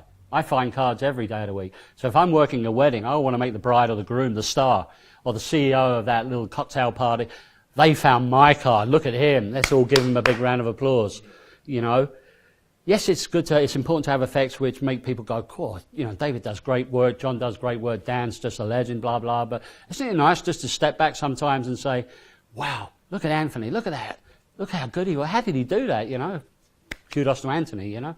So it's not always about us. It's more about them, yeah? Rather than look at me, look at you. Yeah? That's important. I love that kind of magic. I get more out of that kind of magic than I do kind of trying to, you know, beef myself up. How good am I? Because sometimes, always stay humble. That's what I say, guys. Always stay humble. At the end of the day, slightly tweaking the description here. The late, great Bobby Bernard, a very famous magician on the London circuit years ago, said, son, at the end of the day, you're just a blah, blah conjurer. Yeah, Bobby used to speak his mind, yeah? Okay. Anyway, where was we? There we were. So I'm going to do the cut deeper. So I'm going to try to cut to your card in stages. I cut off about 12 cards, flip them over. Don't say a thing. Keep a poker face. Now cut off more than half, about 2/3 of the deck, in fact. I flip them over, red and black. If you get any coincidences there, like 2 aces or 2 sevens or 2 twos, take advantage of it. Almost like when you're doing cold reading, you know, just take advantage of these lucky hits, yeah? I say I'm going to spread through the cards and put the first face down card I come to on the table. Now what I'm doing here is exactly that, but I'm making a mental note of the last face up card of the run, the 8 of spades. Sometimes I do it with the cards necktied, sometimes I don't bother. I put this card down in front of me. That will be your selection, sir. That goes there. I make a mental note. I think to myself, 8 of spades, 8 of spades. This is a Penguin Magic lecture. John Carey, do not forget the 8 of spades. I flip these over. I do it in the hands, riffle, shuffle, keeping that on top again, not trying to be cute or clever. That's there, yeah? All right. I hand you the pack. I say, which hand do you want to hold the pack in? I just want to go off on a tangent here, by the way. Whenever you're doing effects for the public, because these things are designed for the public first and foremost. Magic for magicians is great, but it's the public always my first priority. Do not assume the younger generation especially, people 30 and upwards, no problem, know how to cut, deal and shuffle cards and follow process. Yeah? Some people, the younger generation, have never held a pack of cards in their life. They may play it online and stuff, things like that, but always kind of puppy walk, take your time with people. Don't just assume they know what we just take for granted, yeah? Okay? I say, David, so I know the eight of spades is on there. I say, cut off less than half like me. I'll tell you now, so that wasn't my card, but I know you can do this. So I'm beefing him up here, as we say in England, building his confidence. Cut more than half. That wasn't my card, but I'm sure you can do this. Just like me, David, spread through the cards and put the first face down cards you come to on the table, flip them over. Now build it up. I said at the beginning, you shuffled, I shuffled. We each chose a card. We each shuffled the cards some more, and then we dead cut each to a card. What was the name? Memory jog for you. Yeah, good, thanks. What was the name? What was the name of your selection? You say the 10 of hearts in this case. This is a nice moment, yeah? Don't underestimate just this moment for the public, yeah? Pause, turn it over, that's your card. But these guys are going to go crazy, and I step on this straight away. I say, these guys are going to go crazy if you found my card. Sometimes I really go for this. I say, they're going to get up, they're going to come over here, they're going to give you a hug, they're going to kiss you, they're going to buy you a beer, they're going to buy you a pizza, they're going to love you. And I say, my card was the 8 of spades. Turn it over, lift it up, show it, hold that up high. He found mine, I found yours. You're doing something that a lot of people use marked decks for. I've done this kind of thing where you have to use a marked deck. I'm glad you said that, because the inspiration for this was about 35 years ago in Davenport's Magic Shop in London. As a kid, I went in one Saturday morning and I wanted to buy, I had like £5 pocket money, and I wanted to buy some magic, as you do. I've been into it quite a while. And the man said, oh, I'll show you a card trick. I said, oh yeah, please, I want to buy it. I wanted to buy something, Saturday morning at the magic shop. And this gentleman, very smartly dressed gentleman, did a card trick for me. And not only did he find my card, I found his. I felt great. I felt totally like, well, how is that possible? I said, I'll buy that trick. How much is it? And he said, well, you can buy a book. I said, no, I want to buy that trick. I was excited, a kid. Like a kid in a candy store, a sweet shop, as we say in England. And he brought out a book, and it was Professional Presentations by Al Coran, which is still one of the finest books on cabaret and stand-up platform kind of work you can get. And there was a routine in there called Double Fort, and it used a pack of readers, a marked deck. And it fooled the bejabbers out of me. It fooled the absolute bejabbers out of me, And I said, oh no, I don't have enough for that book. He said, honestly, young man, save your money today, save up for that book. It took me another 3-4 weeks to save up. I went and bought that book. I asked him to save it for me, and God bless him, he did.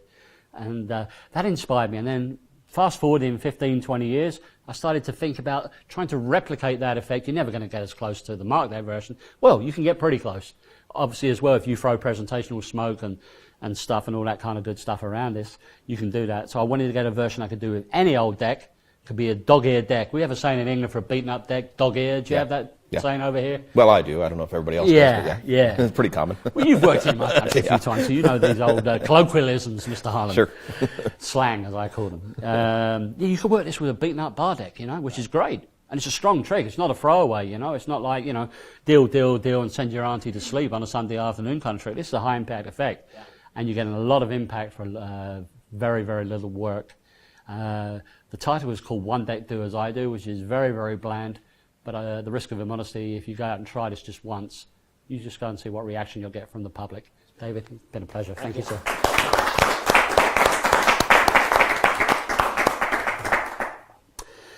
Okay, it's time to turn back time. Don't worry, Dan, we're not going to start the lecture all over again.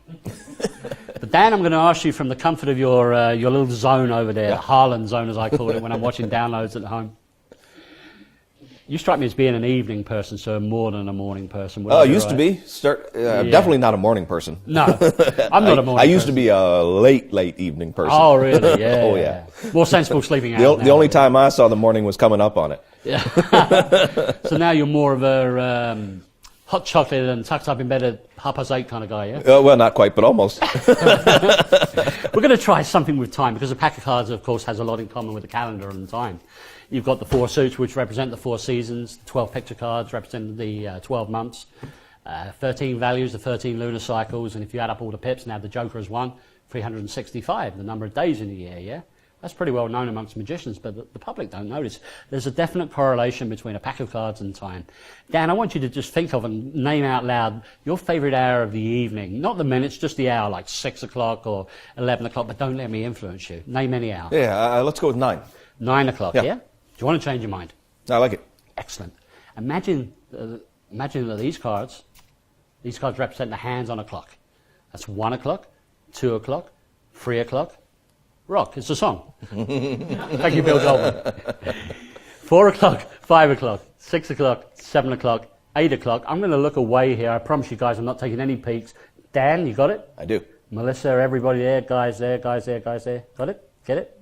Good. I'm going to leave that card on there. I promise you I've not taken any peeks.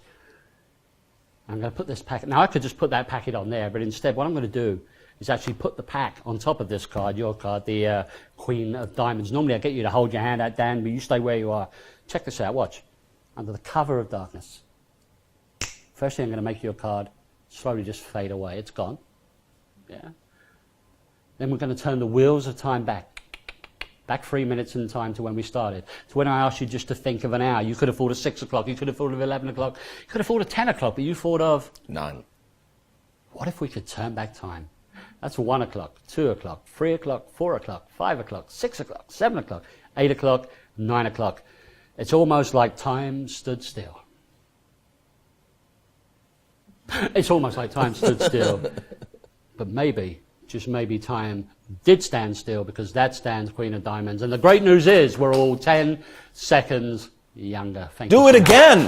Do it again. Keep doing it. Thank you. Anything that makes us younger, I'm a fan. You're 10 seconds younger, man. What more do you want? I'll buy you a beer later as well, buddy. This is a fun trick. This is very easy. The great news for everybody at home watching this this download and you guys here, if you can hold a little finger break beneath a playing card, you can do this trick. It's that simple. Throw a little presentation around it. It's fun. It's strong as well. So at the beginning, I talk about the natural correlation between a pack of cards and time. And this is a classical analogy. You can find this, I think, in like Greater Magic and some of the other texts. It's texts where you talk about the 4 suits, the 4 seasons, 12 months, 12 picture cards, 13 lunar cycles, 13 values. Add up all the pips, add the joker, yada, yada, yada, yada, 365. If you didn't, you can kind of streamline that and not use it all. But I think it's important to set the tone and create the magical atmosphere, as Ascani would say, to create some kind of hook there, you know, to introduce people. If I just said, Melissa, what's your favourite time of the evening? You said 10 o'clock. Watch, I'm going to count 10 cards. 1, 2, 3, 4, 5, 6, 7, 8, 9, 10. Remember the card at your number. Okay, what if we turn back time? 1, 2, 3, 4, 5, 6, 7, 8, 9, 10. And there's your card. That's boring as hell. That's got no feeling, emotion, or emotional hook, no connection. Because with magic and mentalism, we can connect with people. You know, with great power, of course, comes responsibility as well, you know. But even the simplest card trick, dressed up with a nice, decent, honest presentation, can be quite profound. Let me tip this to you, because this is fun. So Dan thought at 9 o'clock. It was a shuffle deck scenario. I would normally have somebody up, but Dan's over there. He's cool, he's comfortable. I don't want to make the main man move, you know. He thought at 9 o'clock. I dealt down, I say, imagine, after doing the analogy about time and the calendar, these are the hands of a clock. I deal down, I say 1 o'clock, 2 o'clock, 3 o'clock, rock. Bill Goldman gag, yeah, it's a great gag. 3 o'clock, 4 o'clock, 5 o'clock, 6 o'clock, 7 o'clock, 8 o'clock. Now what I do here, ladies and gentlemen, is take the card at Dan's hour, 9, is really one card, it's not a double lift. And I show that to Dan, I show that to you guys as I look away, okay? And I don't know what it is still at this moment. I put this card back on top of the pack with a pinky break beneath it, little pinky break. Now, I need to secretly switch that card, which I still don't know the value and identity of.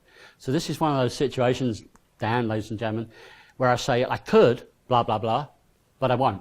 But during that blah, blah, blah, I do the dirty work. So there's Dan's card, yeah? Still your card, Dan? Yeah? I pick up this packet as I say I could put these cards on here, and I steal that card off. So that's the action. I rationalize this or justify it by saying I could put these cards on here, steal, push this card over. That's a decoy card. So now Dan's card is there. Now I need to find out what that card is, and I use what I call the scissors peek here, because I'm going to use my first and second fingers like a scissors. And basically what I'm doing here, overhead, please Nathan, if you don't mind, I'm going to clip these cards here and I get a full-on peek of that ace of clubs just here. So what I'm looking at is that. That's what I'm looking at. I'm looking straight down the barrel of that ace of clubs. Is that clear, Dan? Yeah? Yeah? So basically I'm saying instead and I'm looking straight down there, okay? So let's just start that again for a different card. 1 at 9 o'clock, 2, 3, 4, 5, 6, 7, 8. We show this card, remember that one now, Dan? That goes on there, they go on there, pinky break beneath. I say I could put these on here, steal the card, push this off, extend the first and second fingers like a scissors, clip the inner right corner. Oh, we've got the ace again. And I've got that card, and I remember that card. I put this down, I put these on here. The nice thing is your card is now back at your number. Now one of the strongest things you can do in card magic, the miscall. I say I'm going to put the pack down on top of your card. I look, I say ace of clubs, yeah. And then I would put the pack on their hand or on the table. That's not the ace of clubs, it's back at the number. So you're way ahead here. Anytime you can do stuff, like I said earlier, where you get the dirty work out of the way early, and then it's pure effect, psh, open the bottle, as Danny would say, and at the end you've got the effect, is a great moment to be. I say, watch as your card disappears. It's gone. I was going to say disappears like an American Airlines attendant at Charlotte 2 nights ago. It's gone. Then I do a Vernon twisting flourish, thumbs and second fingers on top and bottom respectively, twist the pack, turning the wheels of time back to where we started, to when we counted your hour down. 1 o'clock, 2 o'clock, 3 o'clock, 4 o'clock, 5 o'clock, 6 o'clock, 7 o'clock, 8 o'clock, 9 o'clock. It's almost like time stood still. And then I paused, over-paused. Okay, back to where we started. Almost like turning back time. Now a great David Williamson gag at the end. And the great news is we're all 10 seconds younger. Time travel? I'll let you decide. Thank you very much indeed. Thank you. Now, Thank you. Don, I actually have a kind of a question and a comment on the turning back time trick that you just did there. Yes. It actually comes from one of our audience members here, who, while you were describing it to me, or describing to us, he leaned over and he said, "That wouldn't be possible with 1 o'clock." And I was like, yeah, wait a second. So I think what you were doing when you were talking to me about being an evening person and That asking covers your me, bases. That's right. You're looking for a higher number. I there, push right? people in a direction where they can't possibly think of 1 o'clock because the trick won't work. 2, 3, 4, or 5 o'clock, not so effective. 2 o'clock's, well, you wouldn't want to do the trick. Yeah. 3 or 4 or 5 is not so good. So I kind of put this around. If I said to you, Dan, you look like more like an evening person to me. Oh no, I love the daytime and everything. Oh really? Yeah. Oh, that's cool. But you do have a favourite movie or a favourite soap or a TV show you like to watch in the evening, yeah? Oh yeah, you like the crime scene investigation stuff. What time's that on? Oh, 8 o'clock. Should we use that time, or do you want to go a bit higher or a bit lower? It's up to you. Yeah. You can just work on it, yeah. But generally, I just say, you strike me as an evening kind of guy, yeah. Have a laugh, like, hot chocolate and tucked up in bed by 8:30. Yeah, right. But that's going to happen. Have some fun again, yeah? And but what is your favourite hour of the evening? Like 6 o'clock or 11 o'clock as I raise my hand, but don't let me influence you. Yeah, because I don't want them to name that, in case somebody thinks the trick's, pre-prepared. Yeah. And you said 9 o'clock, Yeah. And then we just rolled. from there. That's a very good question. Yep, it's great. It's a great question. And any other questions on that? No?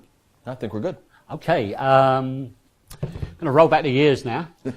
Back in 1988, I purchased a book from a book company who were very prominent at the time, called Magic Books by Post in England.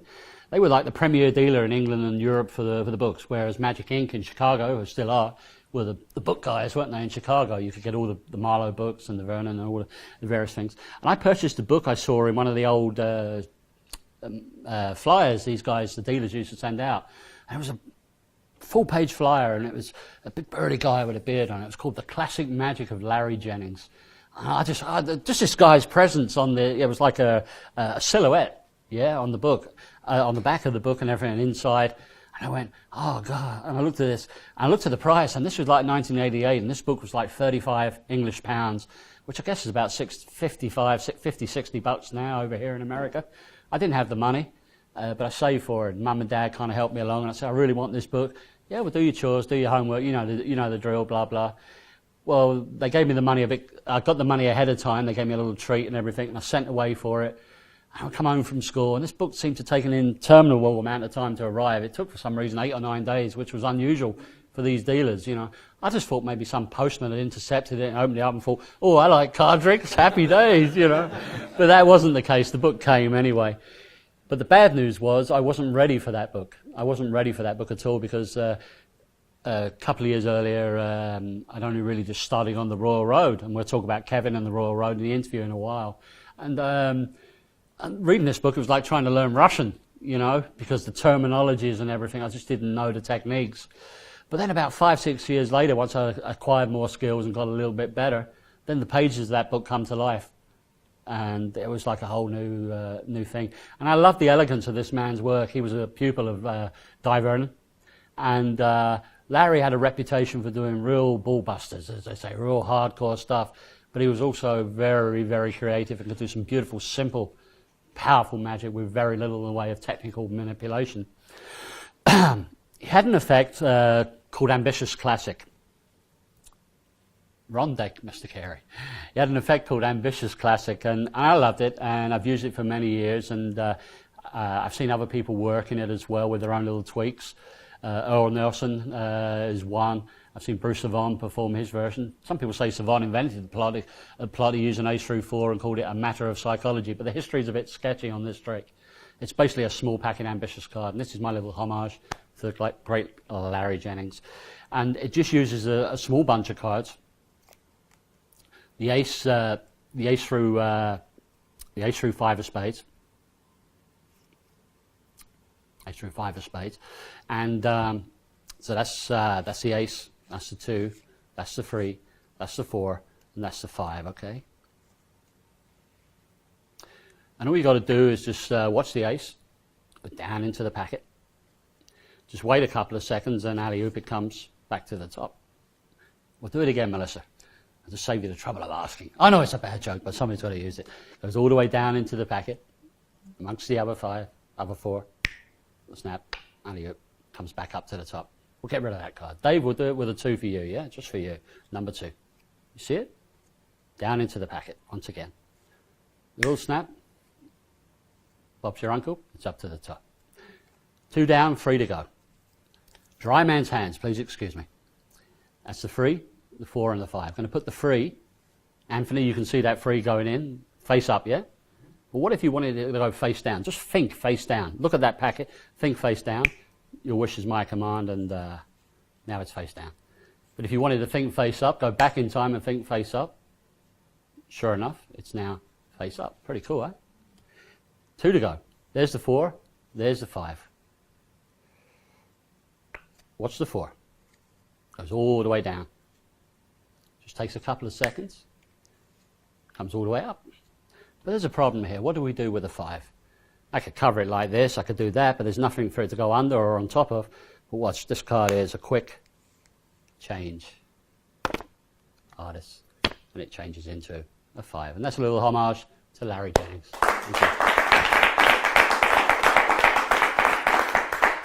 Thank you very much indeed. So, let's explain this little routine. It's a small packet ambitious card. We need the ace through 5 of spades for this example here, and we need a red 5 for the finish, the kicker card. Kicker card is there. On top of the kicker card, we've got the ace through 5. Ace on the face, then the 2, the 3, the 4, and the 5. So the 5 is the top card, followed by the 4, the 3, the 2, and the 1, and the red 5 is there. Okay. So at the beginning, I would say I'm going to just do something with a bunch of cards, and I spread off the top 5 cards, and I also spread off the 6 cards slightly and get a pinky break beneath it. That's my red 5. I flip this packet face up on top, and I pick up everything at the break. So I'm just doing that. Flipping these over, got a break there, flip over, and steal that red 5 off, yeah? Excuse me, my hands are really drying up. I'm now going to peel that ace off. I'm going to peel the deuce off as well, slightly in-jog to facilitate picking up a break later. Peel off a 3, peel off a 4. This is a double card. That goes on there. So I've got a nice in-jog there. Flip the packet down, pull up on the in-jog with your thumb so you establish a 2-card break, transfer the break to the little finger. Take off the top card, which is an ace. Put that card straight into the break. Now a little Darwin Ortiz finesse. Instead of just pushing that in, use the back of the fingers to push that card in, slightly pushing up at the same time, getting a break just there.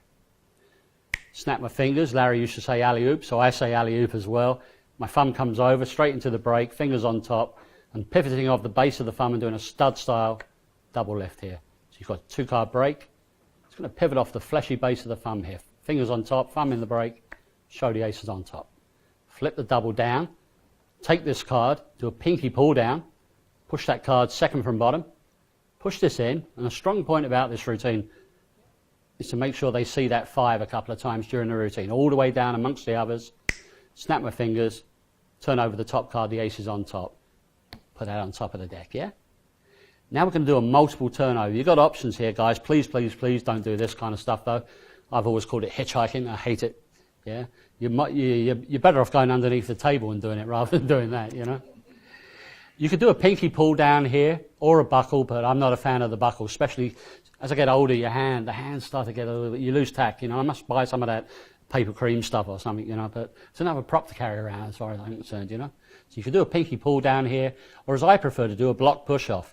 Now a block push off means I'm going to push everything off above the bottom card, yeah. Just with this part of the thumb, just going to push off a block. You don't have to go all the way over here, so don't worry. And these fingers and thumbs are coming over. I push off a block and turn that over. You've got an impromptu double backer just because of the way the cards run and roll, yeah. I take this 2, do a pinky pull down, put that into the break, second from bottom again. Push that card in, snap my fingers, make the moment, repeat the block push off, turn it over. Another impromptu double backer, the 2s come to the top, okay? Now, I revolve the packet face up. And now I'm going to do what's called a back spread here with the fingers. I'm just going to pull the 3 out, followed by the 4. That's hidden underneath there, yeah? And I said to Anthony, I want you to see that 3 go face up, so it goes in between those cards. But imagine you want that card to go face down. And this is nice. Just think face down. Look at these. Think face down. Anthony thinks face down. I snap my fingers. Now I do a partial Ascanio spread, Arturo di Ascanio. Back spreading the bottom card. And the thumb takes the top card. So it's like a fluid action like this and like that. And I bring my hand away to show that card. That's a double card, yeah? I push this card in with a palm of my hand. And I say, Anthony, look at these cards again. Imagine going back in time, thinking face up. Think face up, think face up. Back spread again. Card is back face up. Push it forward. Strip it out. Put it down. Okay? Turn the packet face down. So what we're going to do now, excuse me, I say I've got a 5 here, I'm going to back spread that 4, turn that down, put that double card on top, turn this packet over, so that's now got me ready for a double lift, yeah? Block push off, turn the double down, take the top card, put it underneath, snap your fingers, flip it over, show the 4s come back to the top, take the packet from above, back spread one last time, get rid of the dirt here, I'm getting rid of that black 5 here, putting that on top, so that's clean that up. I say, there's not a lot I can do with this black 5. I've got nothing to put it under or over. Instead, watch this 5. It's a quick change artist, do a Vernon through the fist flourish, turn the card over, and show it's changed into a red 5. And do you know what they call that? They call that the end. Thank you very much indeed.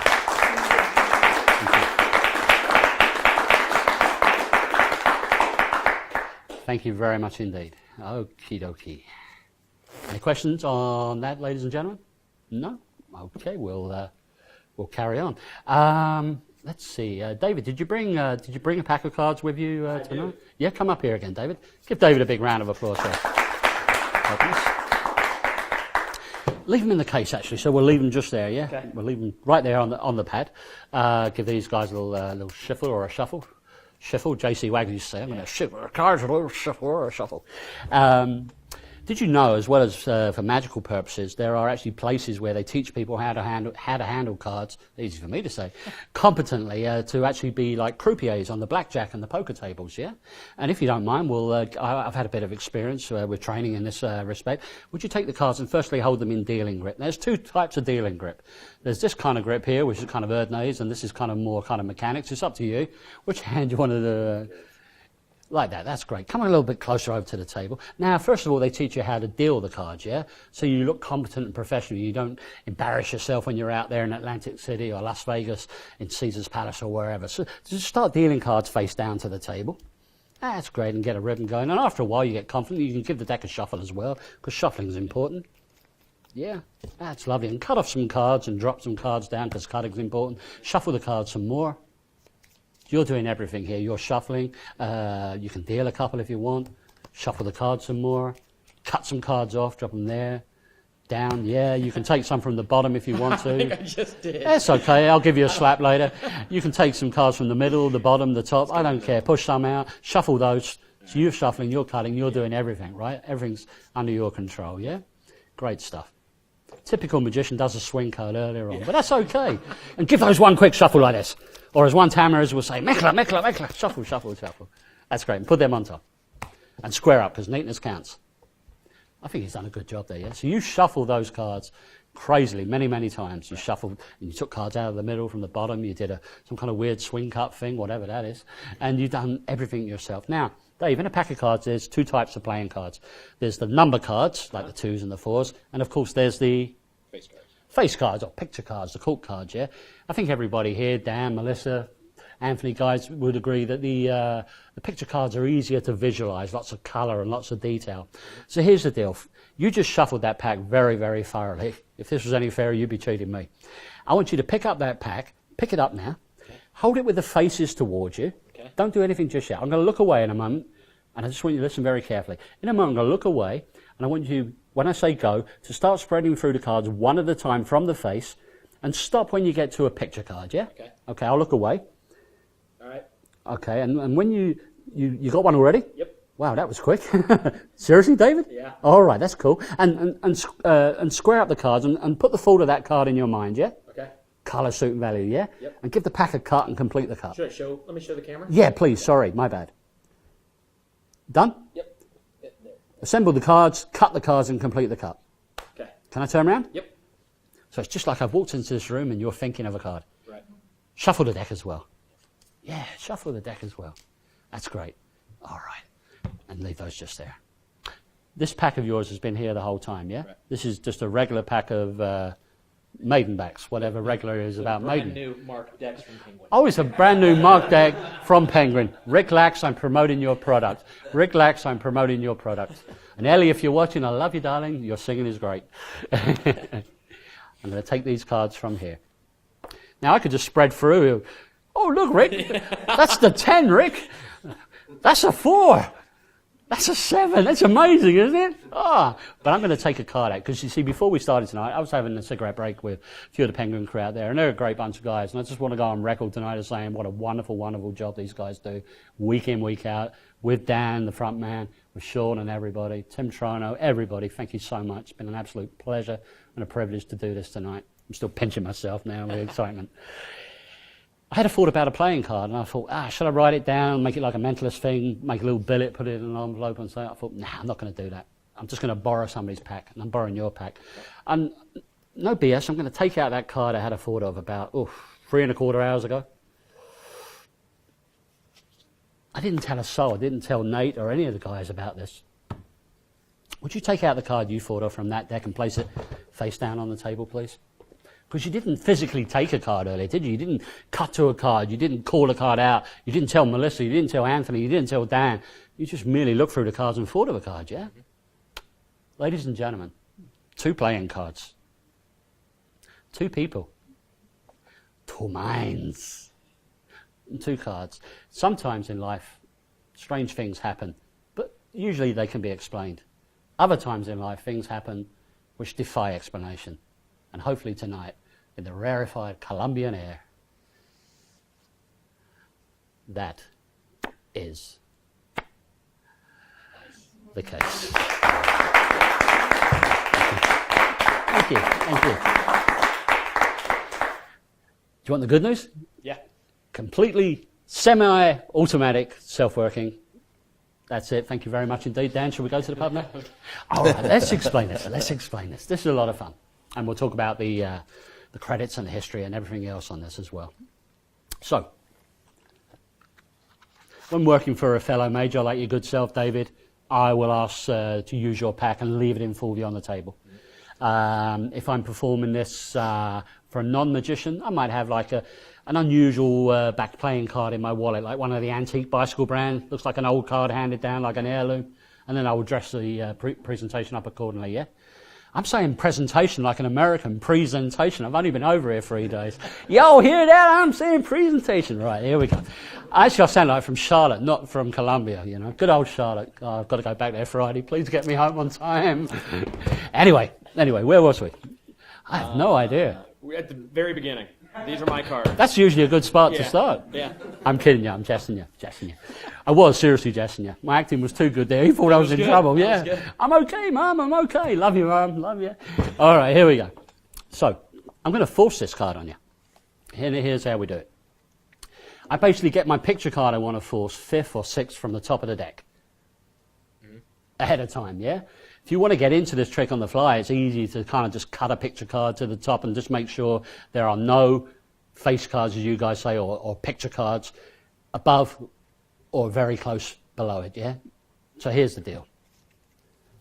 I've got my force card here, the Jack of Diamonds, about 5th or 6th from the top, and the 3 or 4 cards that go after it are not picture cards. The rest of the deck, it doesn't matter. Yeah? Okay. Is that clear, guys? Yeah? Yeah. So at the beginning, you can do any kind of blind shuffles or false cuts or whatever. I think I just did a simple shuffle with the faces towards the spectators, genuinely shuffling off about 2/3 of the deck. And then I just brought the 2 halves together with a big truck driver's brake there. You can drive a truck through there. And I just threw them back on top like that. Is that clear? Yep. Yeah? Another option is to do the centre Hindu shuffle. Just pull out a slug of cards from the middle and shuffle them on there like that, yeah? Another nice option is the late, great Gary Ouellette's false cut. I can't remember the name of it now. It's a great false cut. You hold the deck from above, you swing cut small packets, and you just turn your hand down and just do that kind of messy. It really does look like a mix. And that's a full deck control. And that keeps my Jack of Diamonds where it is, yeah? Now, I talk about how there's casinos where they teach people how to handle cards competently so they can work in those casinos, schools for croupiers. And with your permission, I've got a bit of knowledge in this area.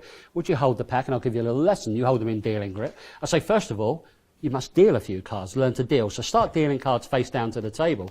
Once Dave's gone past the first 5 cards, we're good to go out. I say, give the deck a shuffle, a little shuffle as I gesture like that. So the target card is long since gone past. So all of this is theatrical smoke. Mise en scène, as Bannon would say, yeah? So you shuffled, yeah? Cut some cards off as well, drop them on there, and give the deck another shuffle, yeah? Cut some more cards off. Perfect. And spread the cards, take some out of the middle if you want. Drop them down. Take some from the bottom. Yeah, blah, blah, blah. Shuffle, shuffle. Great. And put them on top and square them up so neatness counts. So now you're home free. It's just a little bit of linguistics now and a little bit of balls, a little bit of attitude now to get you home. Because that false card, the Jack of Diamonds, is 5th or 6th from the face of this deck.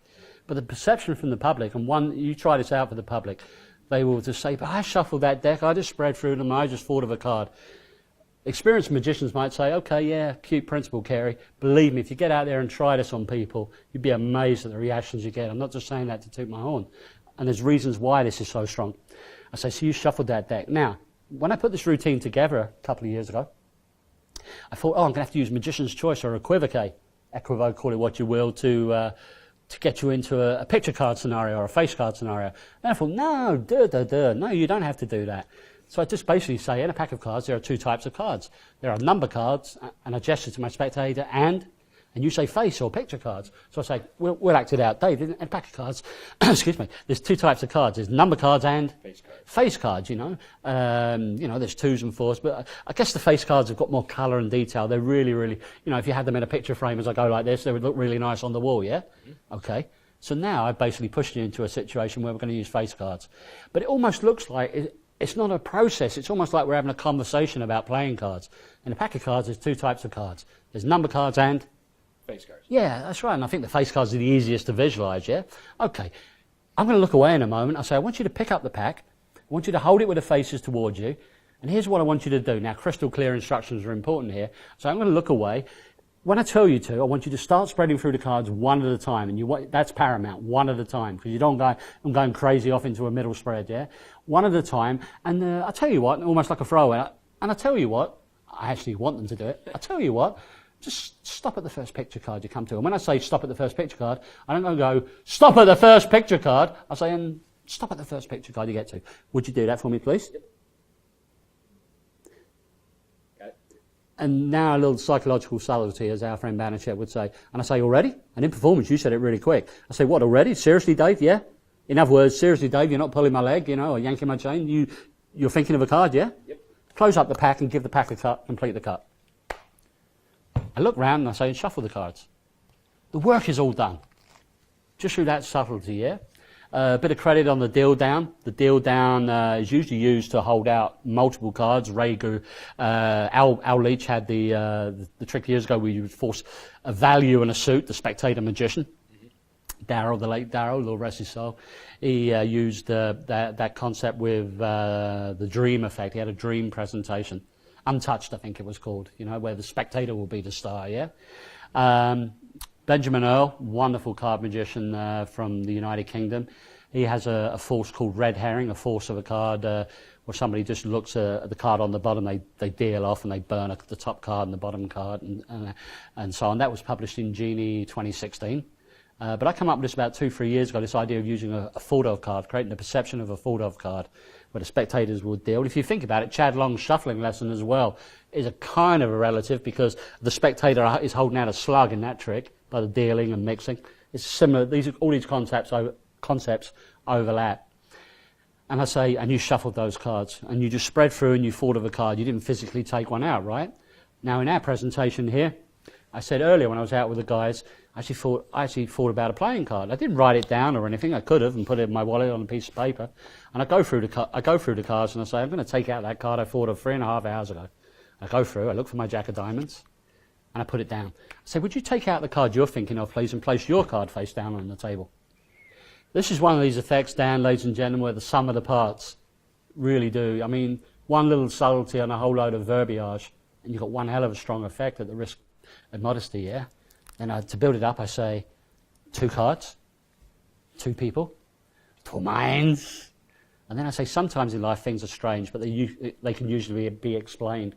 But sometimes in life things happen that are totally unexplainable. And I look at the cards, I pause, I look at you, I turn this over, I turn that over, and that, ladies and gentlemen, is forced forward. I hope you enjoy it. Thank you. Thanks, man.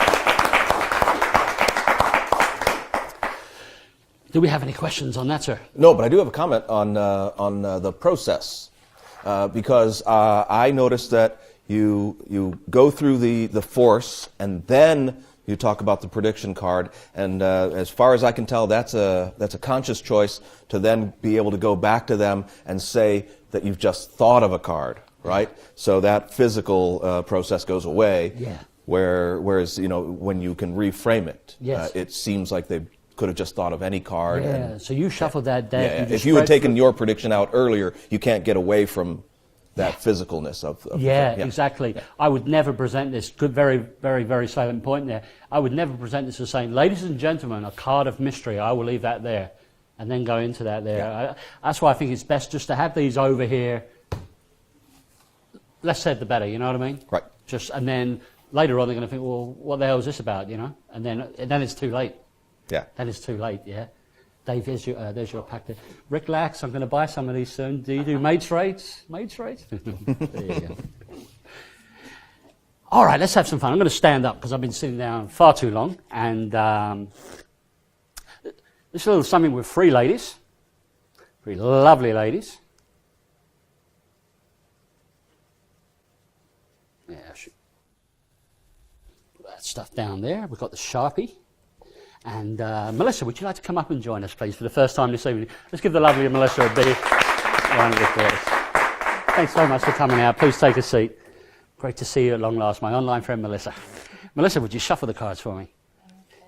Any good shuffle is good. Okay. We've got the 3 ladies.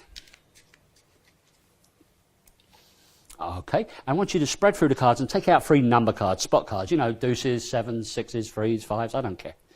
Just make sure they've not been signed already, though, yeah? Because you're going to put your name on 3 different cards. And you can see them? Yeah, it's not a secret. I've worked hard enough already to know. I want to see these cards.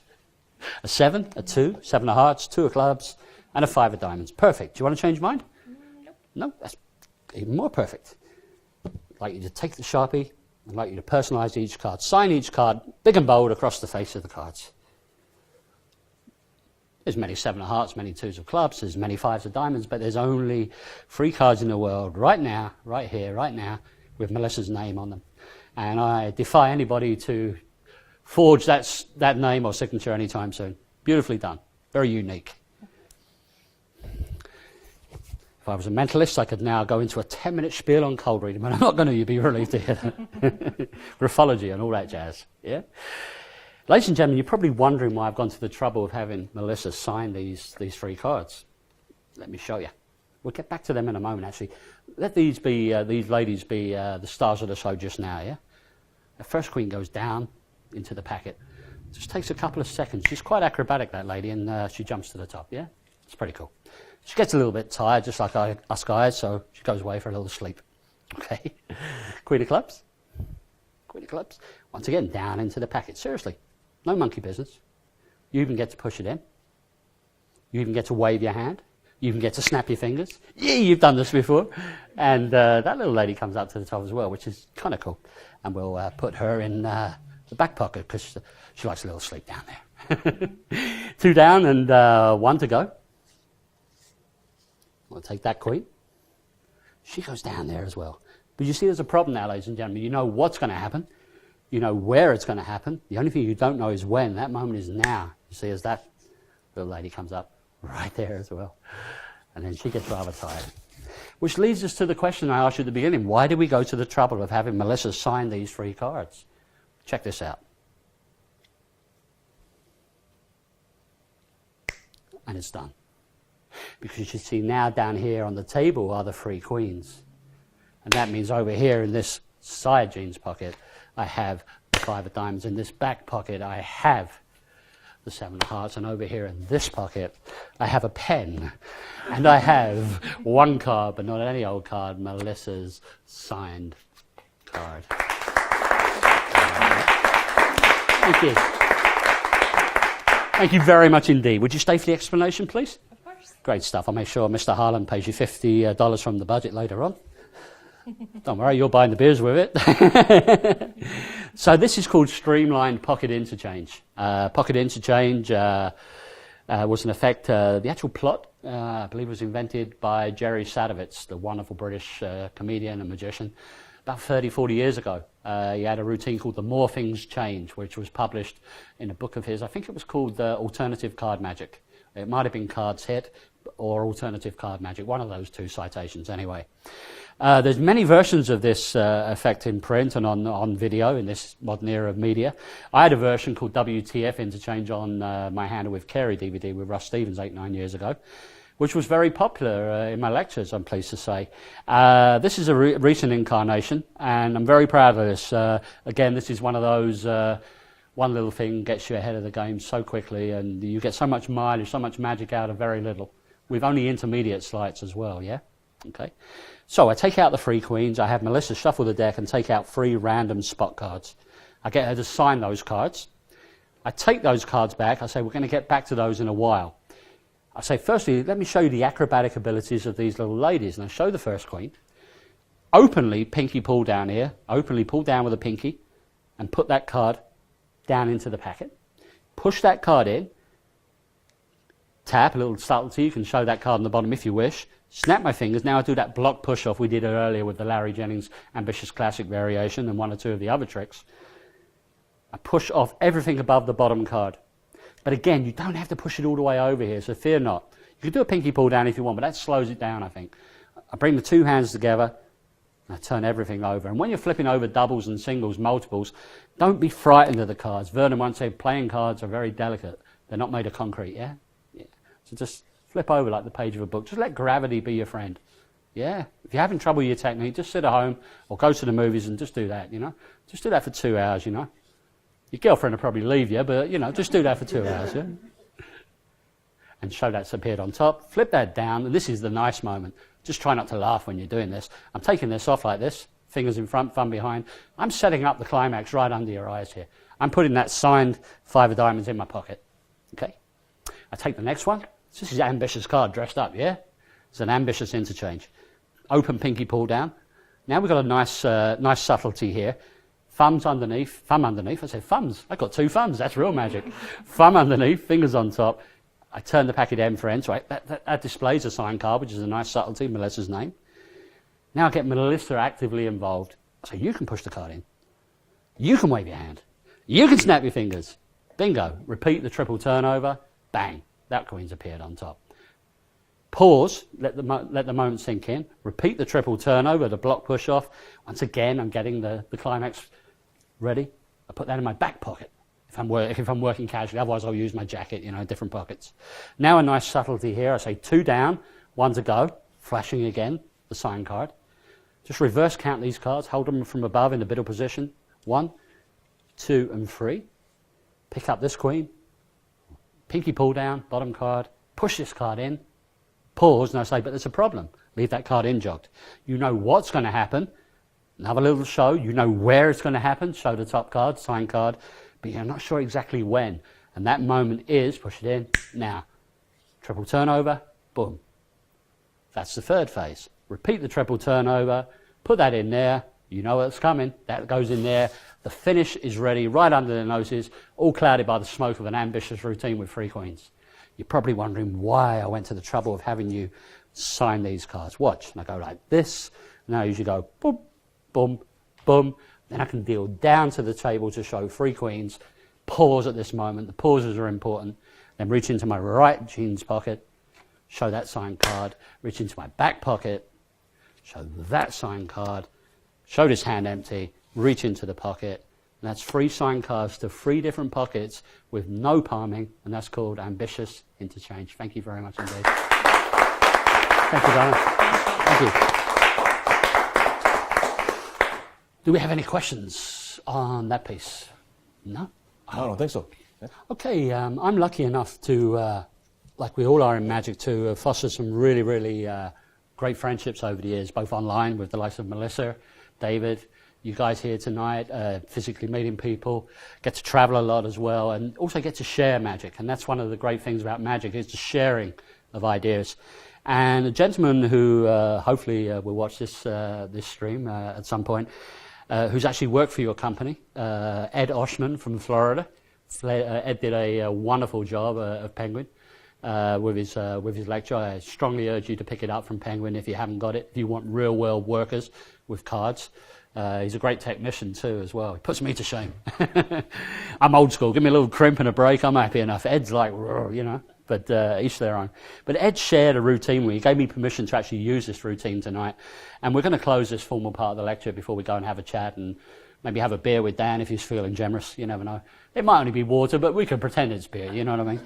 And it's a little something with 2 jokers, and I want somebody up who hasn't helped me. The gentleman with the spectacles at the back there, would you mind coming up and help me? So he's probably thinking, God damn, I've survived all night. Thank you. What's your name? John. 2 snaps, 2 John. Give him a round of applause. Take a seat, sir. Thank you. Are you a local man? No, I'm not. Where are you from? New Mexico. New Mexico, yeah? Yes. What's the old Mexico like? That's what I've always wondered. Okay, New Mexico. No Mexican jokes, Although I used to be an expert in Mexican judo.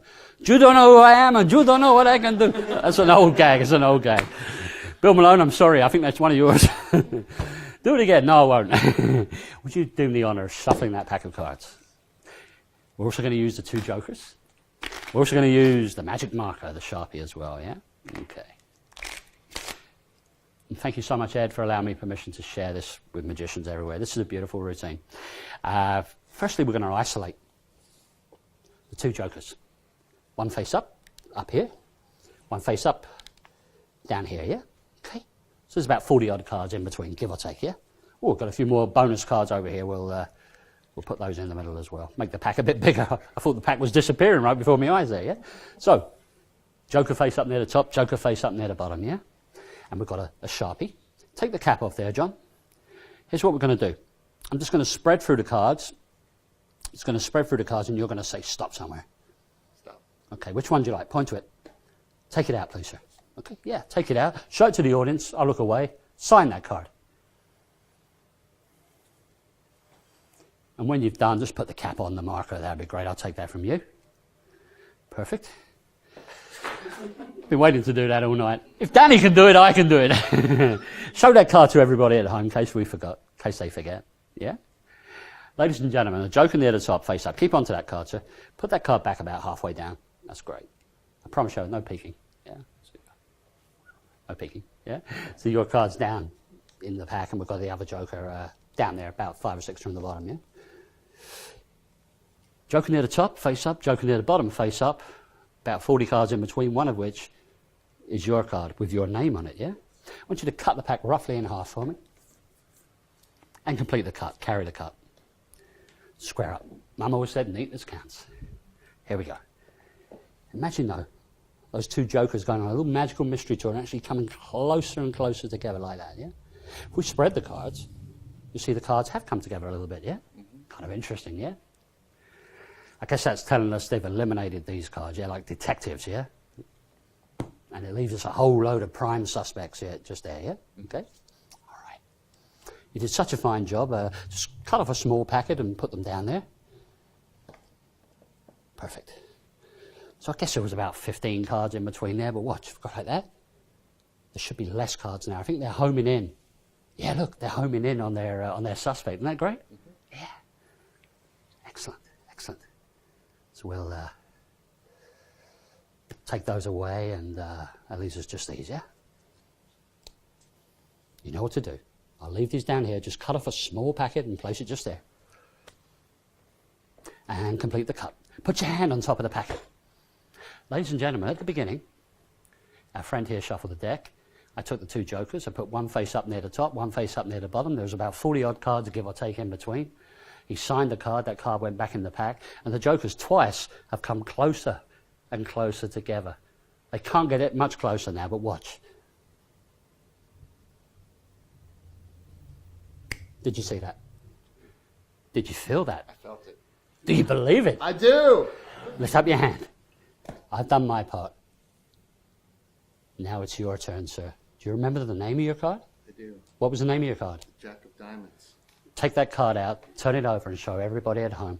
Oh, it's the Queen of Diamonds. And there is his sign, What's my sign? Queen of Diamonds. And it is his sign card. That's my sign. A jack's a jack, a queen's a queen, if you know what I mean. Thank you very much indeed. Okay, let's talk about this explanation of this beautiful trick. Bit of history on this, obviously, for you knowledgeable guys and girls out there. This trick is the Searchers plot, the slow motion sandwich. The Searchers plot was a Larry Jennings original concept, as far as I'm aware, and Aaron Fisher had his Search and Destroy, which took Larry's beast of a routine, which used loads of block middle passes and all kinds of stuff, and Aaron simplified it where the spectator would make a series of cuts. I always felt for a number of years, and I chased this problem down, that Aaron's routine, as beautiful as it is, and it's fantastic, was one phase short. I thought there needed to be one more progression of the cards down, guys, yeah? One more movement, in inverted commas, of the cards. And I worked my whooper off, trying to find out a way to do it, and I just couldn't. And then Ed come up with this beautiful routine. They call this the Seeker. They call this the Seeker, this routine. And thank you again, Ed, for allowing me to share it. Let's break this down. So at the beginning, the pack is shuffled. I put a joker about 5 or 6 from the top and about 5 or 6 from the bottom. It's important to ribbon spread here, and so they get a visual reference point. Joker up there, joker down there, about 40 cards in between, because I'm going to use that as a callback later, yeah? I then spread through and have our friend John select a card, a free selection from somewhere in between, and sign it. Let's just imagine it signs the 4 of clubs. Yes, your job to remember this, yeah? And then I say, would you take that 4 of clubs? And I spread through the cards, as I say, remind the people, there's a joker near the top, and say, would you put it back about halfway down? Show that 4 of clubs. Going to do that half sins of coal we talked earlier, culling that card under the spread. And I say there's another joker right down there near the bottom, yeah? And I'm just going to load that card, that 4 of clubs in this case, underneath that joker with a coal. Close up, square up. I say, would you cut the pack in half for me, please, sir, and complete the cut? Square up, neatness counts. Perfect. I remind the people again, so there's a joker near the top, a joker near the bottom, about 40 cards in between. And I do this action here. I just put my thumb and finger together like this. I first saw Armando Lucero use this little squeezing action in his routine called the empanada, which is a totally different beast. It's absolutely phenomenal. Going like this. And then I spread the cards. to show that the jokers have moved together. Yeah? Pause a beat, pick up the deck. I say, it's almost like these jokers are detectives and they're eliminating the suspects, yeah? Take all the cards above the joker, that go there. Spread down through the cards. This is Ed's genius, and this is so simple but so beautiful. This is what gives you the third phase, the extra phase I think this routine was always crying out for. I spread through these cards, and I just casually spread 5 or 6 cards past that joker and get a pinky break underneath them. Pause in this position. Bring these over here, square up from above, and just steal that little block of 5 or 6. That easy. Yeah? Don't make a move of it. Just do it. Put all the cards below, down there. I usually hold the packet at this point. I want a bit of control here. I just say, would you cut off a small packet? And I mentioned small. I just don't want him cutting too far down where he might cut to a joker, yeah? I put these on top. Now a little bit of linguistics. It was actually technically there, only maybe about 9 or 10 cards there, I think, but I lie. I say it was about 15, 16 cards, give or take. I nod, he nods, give or take. And I keep it moving anyway. Watch. Make the finger movement. Spread. Look, they're coming closer together. Closer together. Pick them up. Spread them out rather. Take the top bunch of cards. Say, these are eliminated. Now, this comes straight from Aaron's routine, Fisher's Search and Destroy. I rip and spread these, and I spread an additional card underneath.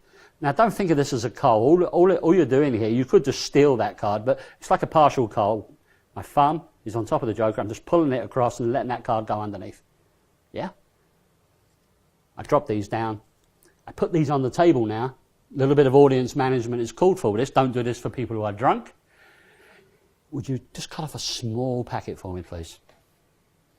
He cuts off a small packet. They go on top. Put your hand on top of the packet. You just count. It did. Yeah, that's great. You've got big hands, by the way. This is the moment, so you want to amplify that moment. So at the beginning, remember, joker went near the top, joker went near the bottom. There was about 40 cards in between. You selected a card, you signed it, blah, blah, blah, blah, blah. Yeah, then the jokers went together, so there was less cards in between. Then they moved together again, so there was even less cards in between. Watch. Make the finger action. Lift up your hand. I spread the cards across the table. I say, look, now there's only one card in between to create a clear stage picture. I take everything below, everything above. I put them with the trash over here. I say, I've done my part, now it's your turn. What was the name of your card? In this case, it's the 4 of clubs. We take this card out. We look at it. We turn it over. And hopefully you get a thunderous round of applause. John, thanks so much for your help, mate. Well, ladies and gentlemen, here in the P3 studio and you guys worldwide, thank you so much for your support this evening. This is the official end of the lecture. I think Dan wants to throw a few questions my way in a moment. Yeah. But I just want to leave you a little message. There's something I pulled off the internet a few years ago. It's not going to take me long to say it, but it's very important. It's something I carry around in my mental locker. Because life deals you blows, highs and lows. Just remember this. Yesterday is history. Tomorrow is a mystery. But today is the gift, and they call it the present. I'm John Carey. Thank you so much indeed. Yeah. Keep it going for John Carey. Thank you. And John, Thank you so much, everybody.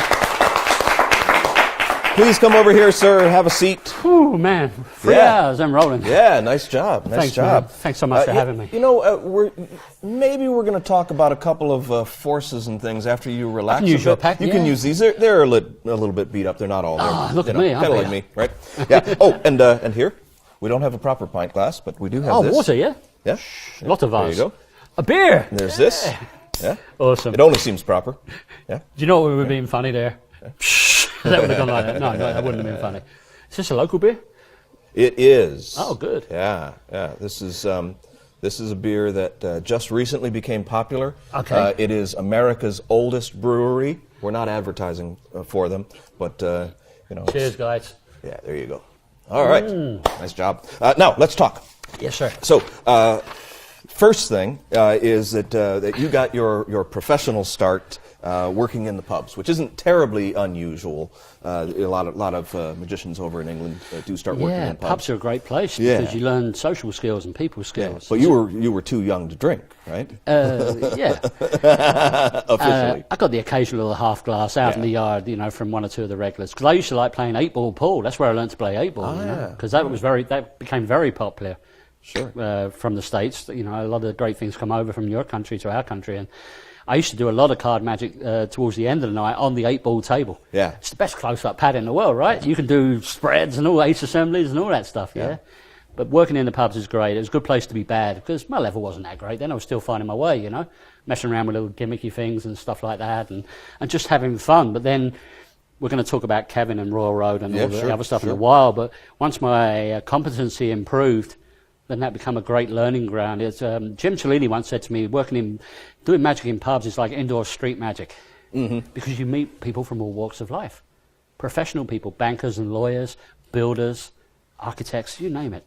You know, people who work in retail, candy stores or whatever. Yeah, for sure. And it seems like a great place to develop, an actual personality dealing with people, as opposed to working out skill level. That's secondary almost. You have to be able to relate to people. You have to be able to relate to people and connect. I mean, back in that day, the word connection wasn't really used with magic. It's become more commonplace these days, but it's almost subconscious connection. But like I mentioned earlier in the lecture this evening, Dan, if people like you and they know you're not trying to put one over on them or be a smart ass and everything, they'll invest time in you and enjoy what you've got to see. Another good thing about pub magic, it didn't feel good at the time as a youngster, is if they see you palm a card, they'll call you on it. They'll grab. Oh, yeah. Grabbers, I don't know what it's like in the bars in the US. Oh, it's we like have that. grabbers, and we have grabbers in the pubs. Yeah, you know, yeah. Might even be worse in the U.S. Who knows? Yeah. But I always remember I purchased a set of Peter Kane's wild cards, popularized by Frank Garcia and many variations. And I remember doing this on the. God, we're getting attacked by insects here. They love this beer. Oh, come on, guys. That's why I've got that. You No, it's okay. I'm okay. I'll survive. Right. And I bought a set of these, and I thought I'm going to do this on the pool table. I worked my proverbial butt off on this routine all week to get it nicely routine. I did it on the table. It's a beautiful theatrical piece where people are nowhere near you. But with these guys around the table, the first couple of phases they were going, WTF, you know what that means. Sure. And after a while, somebody said, oh, I know that's it. And then they just grab the face and flip it over. Yeah, exactly. No, same thing would happen to me, which is why I developed a in the hands way of where you never release the gimmicks. Yeah. Later on, remember Tommy Wonder's version, Tame card was wonderful, wasn't it? Yeah. And then I based on that, I came up with another version with no gimmicks, in it at all. It's great stuff. Yeah. So a good place to learn, a good place to be bad, but more importantly to learn those interpersonal skills. Yeah. For sure. And also it's great because you've got to keep stuff fresh, so you build repertoire up. I wasn't very creative back then. I was just doing the stuff that was around. You know what I mean? Yeah. But you had to build a repertoire up, which is what restaurant workers have to do. Because they get a lot of repeat business as well as new people. You get somebody come back, oh, could you show us that one you showed us the other week at Uncle Dan's birthday party? The one with the sign card, and you think, oh, that helps me. I do about 9 routines with sign cards, Yeah. Sure.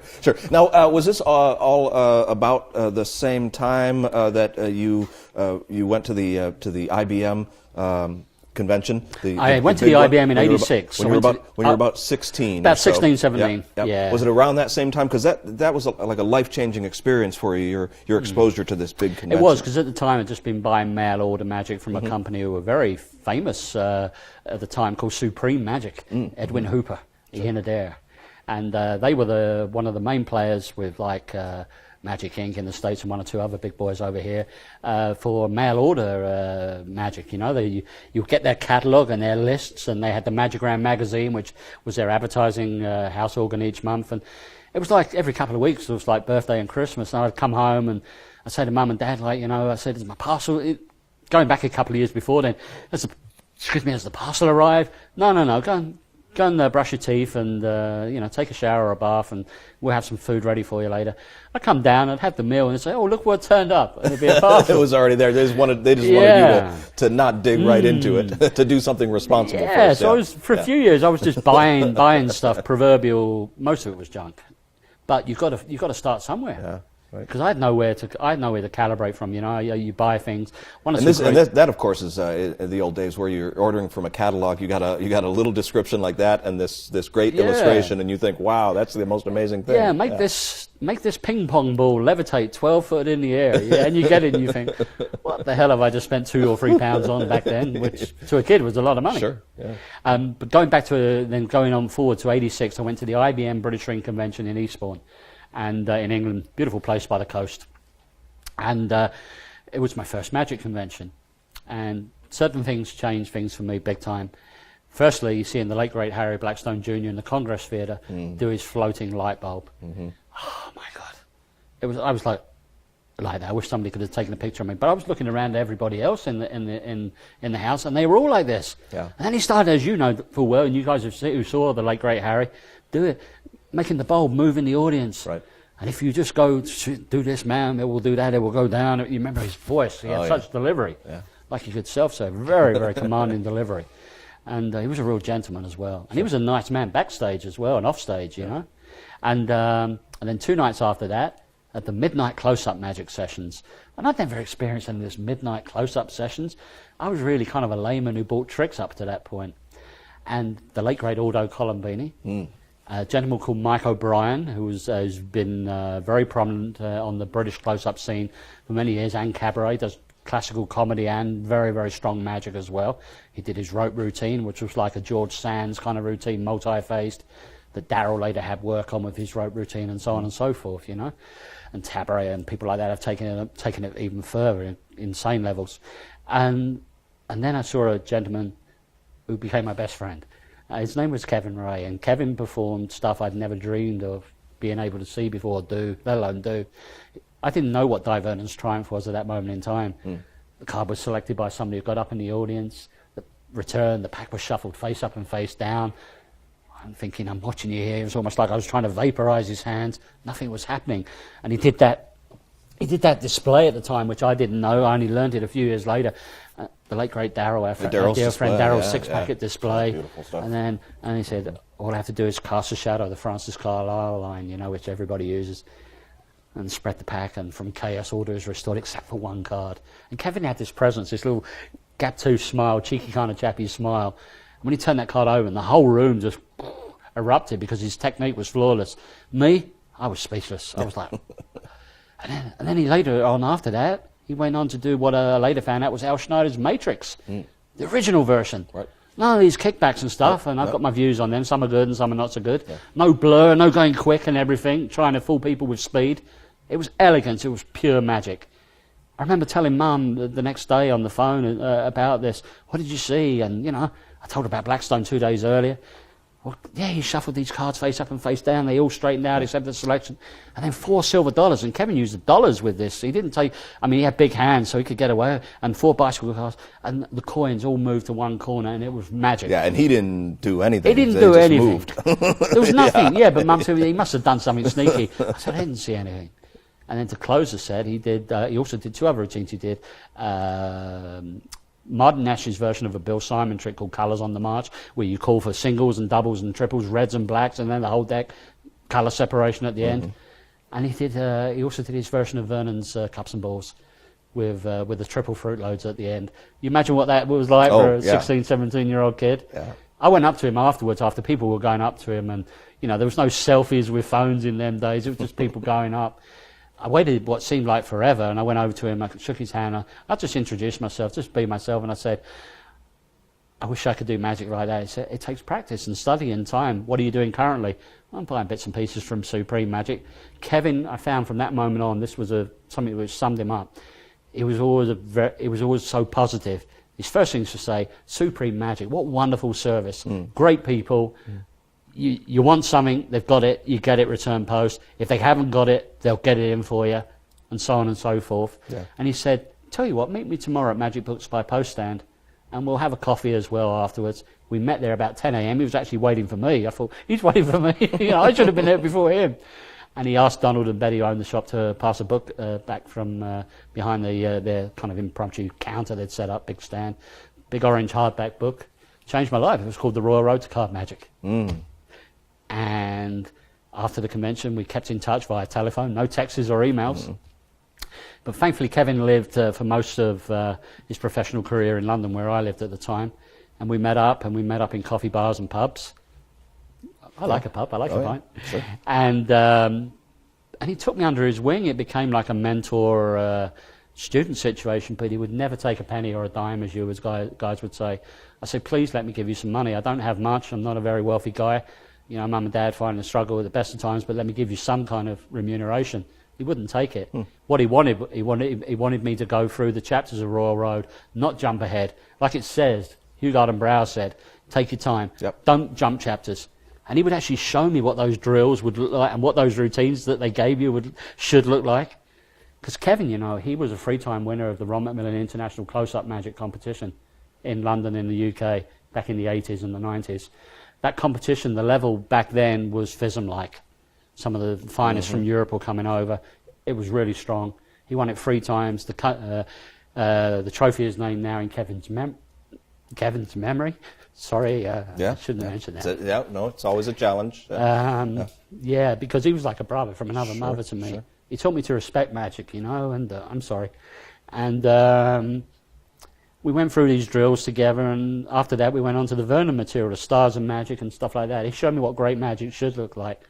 And unfortunately, life got the better of him, both personally and financially, and he took his own life.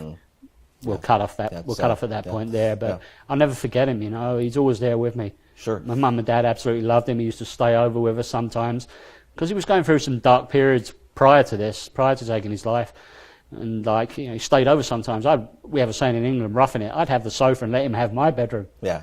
You know. Yeah. Why not? But he taught me to respect. Contributed so much to. He taught me to respect magic. magic. He taught me to respect magic. You know. Yeah. I always say respect magic, and it'll pay you back tenfold. Yeah. That doesn't always mean a payday. That doesn't always mean a paycheck.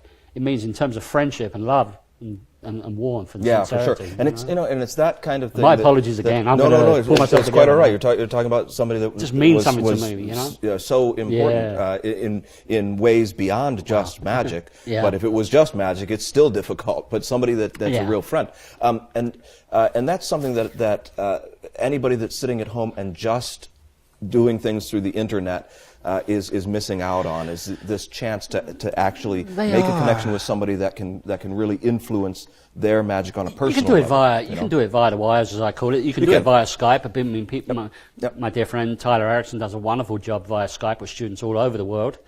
But he travels as well, meets up with those guys periodically, makes sure he does.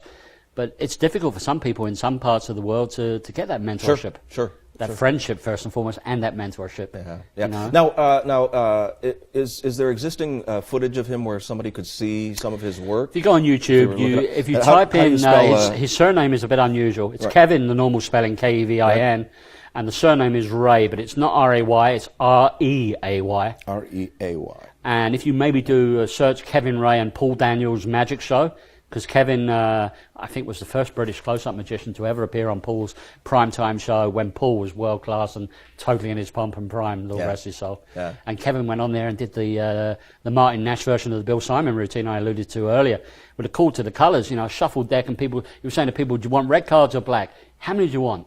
2 reds. 2 reds? There's 2 reds. You want black now? How many do you want? 2s or 3s? 2. What if you wanted 3? There's 3 blacks. And so on. At the end, the whole deck separated. It was amazing. I mean, you could go on, most people will go onto a TV show and do a bulletproof routine that's pure presentation, right? He goes on there and does hardcore. That was Kevin, love him. Yeah. Love you, pal. Yeah, very, very cool. Yeah. Very cool. Now, let's see.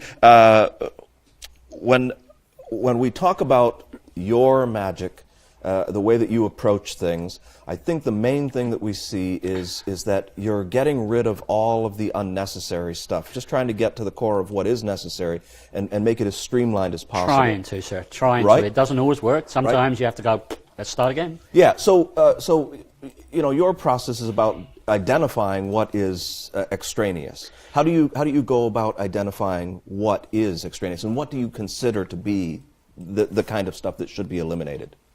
Unnecessary clutter should be removed from a routine if and when possible without diluting the impact of an effect. Sometimes I watch very, very clever technical people, technicians, do work that they do it brilliantly, you know, real hardcore palming, passes, shifts, call them what you will. But it's almost exhausting at the end of it. It's almost like mentally it's exhausting to watch. It's like a move-a-thon. Yeah. You know, it's like, you know. It's almost self-gratifying kind of magic that they're doing for more. I get the impression more for their own pleasure than the audience's pleasure. There are exceptions to that rule, of course. Sure, you know? sure. I like to look at routines and see. I don't really have kind of buzzwords. If I did have a mantra, I suppose it would be "What if?" ? Ask myself the "What if?" question. Now, what if I could do that effect, but Take out that moment where there's maybe too much process, or where there's a move where there's maximum heat. Mm-hmm. You know, where you could do it, but your timing's got to be right on. What if we could use a subtlety instead of a slight? You know, and because I did a little homage to Larry there, to Jennings. A lot of people don't. You know this, and Dave, and some of you guys would know this, but Larry was known as a move monkey. Yeah, and he would do stuff at the castle because that's what they wanted. They wanted to see Larry do moves. Yeah. But if you look at there's some stuff in Jennings 67, some of the epilogues and things like that, some of the earlier journals from years ago, Carl Fulvis. Larry was great at creating very simple, subtle, what we call semi-automatic stuff now, self-working. Mm-hmm. No trick, by the way, is self-working, as Dan knows, you guys know. My friend Gordon Bruce chastised me years ago in a pub in Glasgow. Oh, God, I mentioned a pub again. And he said, no trick is self-working. It has to have a presentation. It has to have a premise. It has to be about you. It's not just like a cook recipe. Do this, do that, ta-da. Look, I'm a magician. Right. No, you're not. You're just doing a trick. Yeah. Now, sorry if I went off on a tangent. No, it's quite all right. I'm going to kill these flies. There's going to be a lot of them. There's no way. They come out. When the beer comes out, they come out, especially in the hot weather like this. Yeah, sure. We were talking earlier about some of the challenges, and you were saying, as far as performing in the pubs, you learn to deal with people, but there are occasions, because you're still working a lot of stuff for the public, doing the wedding receptions and private parties and things like that. Private parties and weddings, they're fun. I don't do the stuffy corporates, as I call them now, the black ties. Yeah, right. But when you're working for people like that, regular folks, they typically don't cut you a break at all. But you often run into the guy, and we were talking about this guy, the alpha male, who really wants to show off or wants to try to. I've always liked that saying, alpha male. It's a polite way of saying something completely different. yeah. Political correctness, but no, you're right. And I've had a situation a couple of times where, not just in the pub scenarios, but also in private parties, where you get that alpha male or that douche or whatever you want to call him. Am I allowed to say that? I guess so. Late. And they weren't having it. They didn't want to be entertained or fooled, whereas the rest of the group were enjoying it. And there was one scenario where the rest of the group was saying, "Hey, give him, cut him a break. He's doing a great job. Didn't you see him with that group over there? They were going mad earlier and enjoying it and everything. I know magicians are all the same and everything else and everything." And he actually got to the point where this guy just looked away as I'm working the other 4 or 5 people in the mix and mingle, as we call it in the UK, walk-around group, yeah? Mm-hmm. And so I didn't try to fight it. I just consciously made a decision not to try, because I think some guys would find it almost, males being males would sort of say, I'm going to win him over. I did win him over, but I just worked to the rest of the group, and I was the best I possibly could be at that moment in time. I nailed that material. I went a little bit extra. I did a couple of extra tricks as well, unplanned, and these people were lapping it up. And I could see his face gradually changing, because I wasn't trying to belittle him. I didn't try to play a male sort of male v male kind of game with him, And at the end of it, he said, "I'm still not a great fan of magic, but I respect you. Let me shake your hand, and can I apologise for the way I was earlier?" It's just, I said, I know what it is. I butted into him. "Do you feel threatened at all by it? Because I'm not trying to be a threat to you or your young lady or anything else. I'm just here to entertain. It doesn't matter whether you guys don't want to see anything or not. I'm still getting paid at the end of the night." Yeah, right. And we shook hands, and then he came over to me again later in the evening. I'd finished, and he bought me a beer. He was just winding down and everything. The booker had sorted me out and everything, and he come over and he bought me a beer. Yeah. Well, I think a lot of it also has to do with you're not really playing any kind of a power trip. You're polite and friendly and very down to earth. So just be yourself. Yeah. I'm exactly the same when I perform, whether it's socially or professionally. I'm never kind of on like ta-da. I'm just me. You ask my friend Peter Nardi, Alakazam Magic in the UK, I'm just me. I'm very laid back. I should be horizontal sometimes. I'm so laid back, It just happens the cards or the coins or whatever props I'm using, I guess, just an extension of me, I guess, what I love to do and this crazy little game we love to play, Yeah. Now, I'd also asked you about what other profession you had before you decided to go full-time into magic, and you said that you had worked for a train company. No, I didn't tell you that. You didn't tell me that? I told you I was a male model in Milan and Paris. That was it, yeah. I'm out of shape now, though, guys. Yeah, I worked for the rail company, or the railroad, as you people railroad, would call, yeah. you good people would call it over here. That started Dave off. And yeah, Milan. Oh wow. Yeah. And you worked for the railroad for how long? 23, 24 years, Right, something so- like that. so, that was when it was a nationalised company. It was British Rail. Ah. And then some years later, it all got privatised and it changed, and it wasn't the same kind of job. Because when it was British Rail, even though they used to get a bad rap, I guess like some of the airlines do in America and England and whatever, British Rail still, it ran a lot better than when it all got broken up into corporate bits and pieces, you know? Mm-hmm. Because if you worked at a train station, I was in the ticket office, retail and information. I was the ticket guy. But if you had a bad day where the trains were being cancelled or delayed, I was the driver, I was the ticket guy, I was the coffee man, I was everything. I sold the newspapers. I got the blame for everything, you know. But when they broke it up, when it was British Rail, you knew, from a staff point of view, who would do a repair job. You knew who the electrician was. You knew you could get that guy or lady down that day. When it became all corporate, you had to send emails to this, emails to that, wait for this to be signed off. You know the score. Yeah, absolutely. But did you have much time to practice magic while you were? Oh, most working certainly, for yeah. Where I worked for most of that period, apart from about 5 years, I was a one-man band. By that I mean I was just the guy at a small station. And it was a little station about 12 miles from London proper. I was in the suburbs of London, and this station was called Turkey Street. I kid you not, Turkey, gobble gobble, Street, yeah? And it was a half-hourly service when it ran on time. Most of the time it was pretty good. It was like any public service though. When the poop hit the fan, it would go bad. It would be a bad day all round. Anything that could go wrong would go wrong, yeah? And but when it was running fine, it was great because for about 20 minutes of every 30 minutes, because customers would always come with 5 or 10 minutes to the train, as they do, like they do at the airplanes and wherever. I'd get the cards out. I'd have the cards. I'd have like 6, 8 packs of bikes at work. I'd have my Vernon books, my Marlowe magazines, all sorts, you know, Gino and everything. Yeah, you know, so nearly 2/3 of the workday was devoted to cards. yeah, cards and coins, and I was always doing stuff out at the cash register as well. We had this old kind of bucket till with the coins and the notes. So I would always be doing, do you remember that great old trick of Jack Daniels with a bill, rip it, you know, and I'll like that. And the people go, how's that done? I said, I don't know. I said, oh, can I serve the lady behind you? So I ditched the dirty bill into the till, and you know, next customer, please. It was great. Or vanish a coin, you know, and stuff like that. I used to do that old practical joke the magic shops used to do as well. I kept one of our 50p pieces, you know, the hexagonal coins, about the size of a $50. And I'd use a really, really permanent Bond glue, and I'd glue it to the counter, the other side of the window. I used to love watching customers go like this, you know. Yeah, always fun. Yeah. Magic shops do that, don't they? Or they do it on the floor. Yeah. And they were good days, the railway days, but then it got to a stage a few years ago where my late father, Chris, was very ill. We had carers around 4 times a day to the house. They were absolutely wonderful people.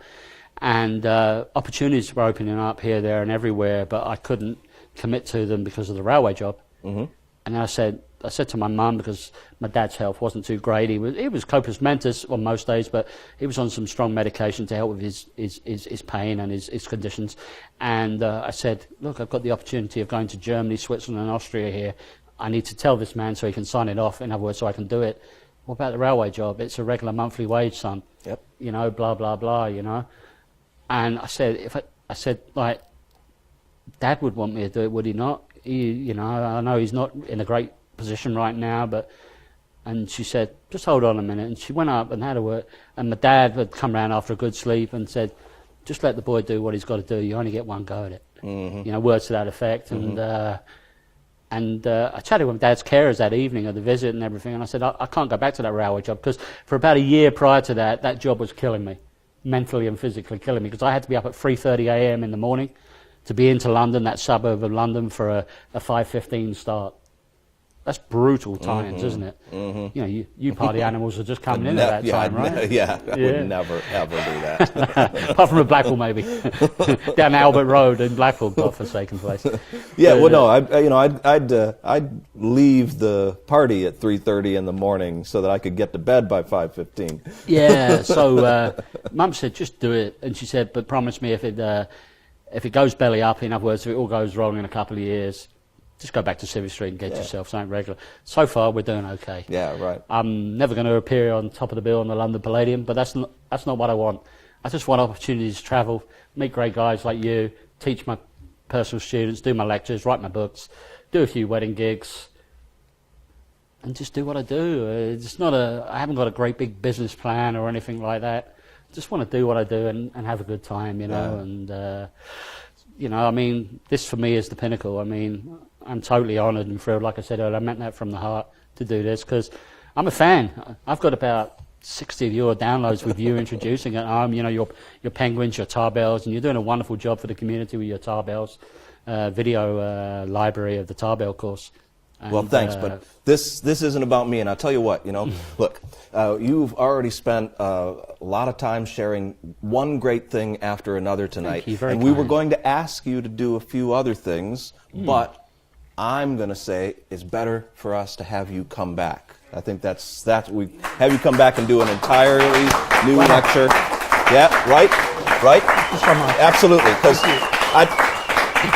start me up again. I'd have you come back twice a year if I could, because I loved everything that was in this Bless one, you. and I'm not just kidding. There's so much good material Bless you, here. sir. Thank you for sharing it with us. My pleasure. Thank you for hanging out and having a chat with me. A big thank you to everybody who's come along here tonight in Columbus to support the lecture and support Live Magic, and these guys do a great job. Thank you so much, Penguin. Another big round of applause for John Carey. Nice job. Of course, thank you guys for tuning in. We will see you next time.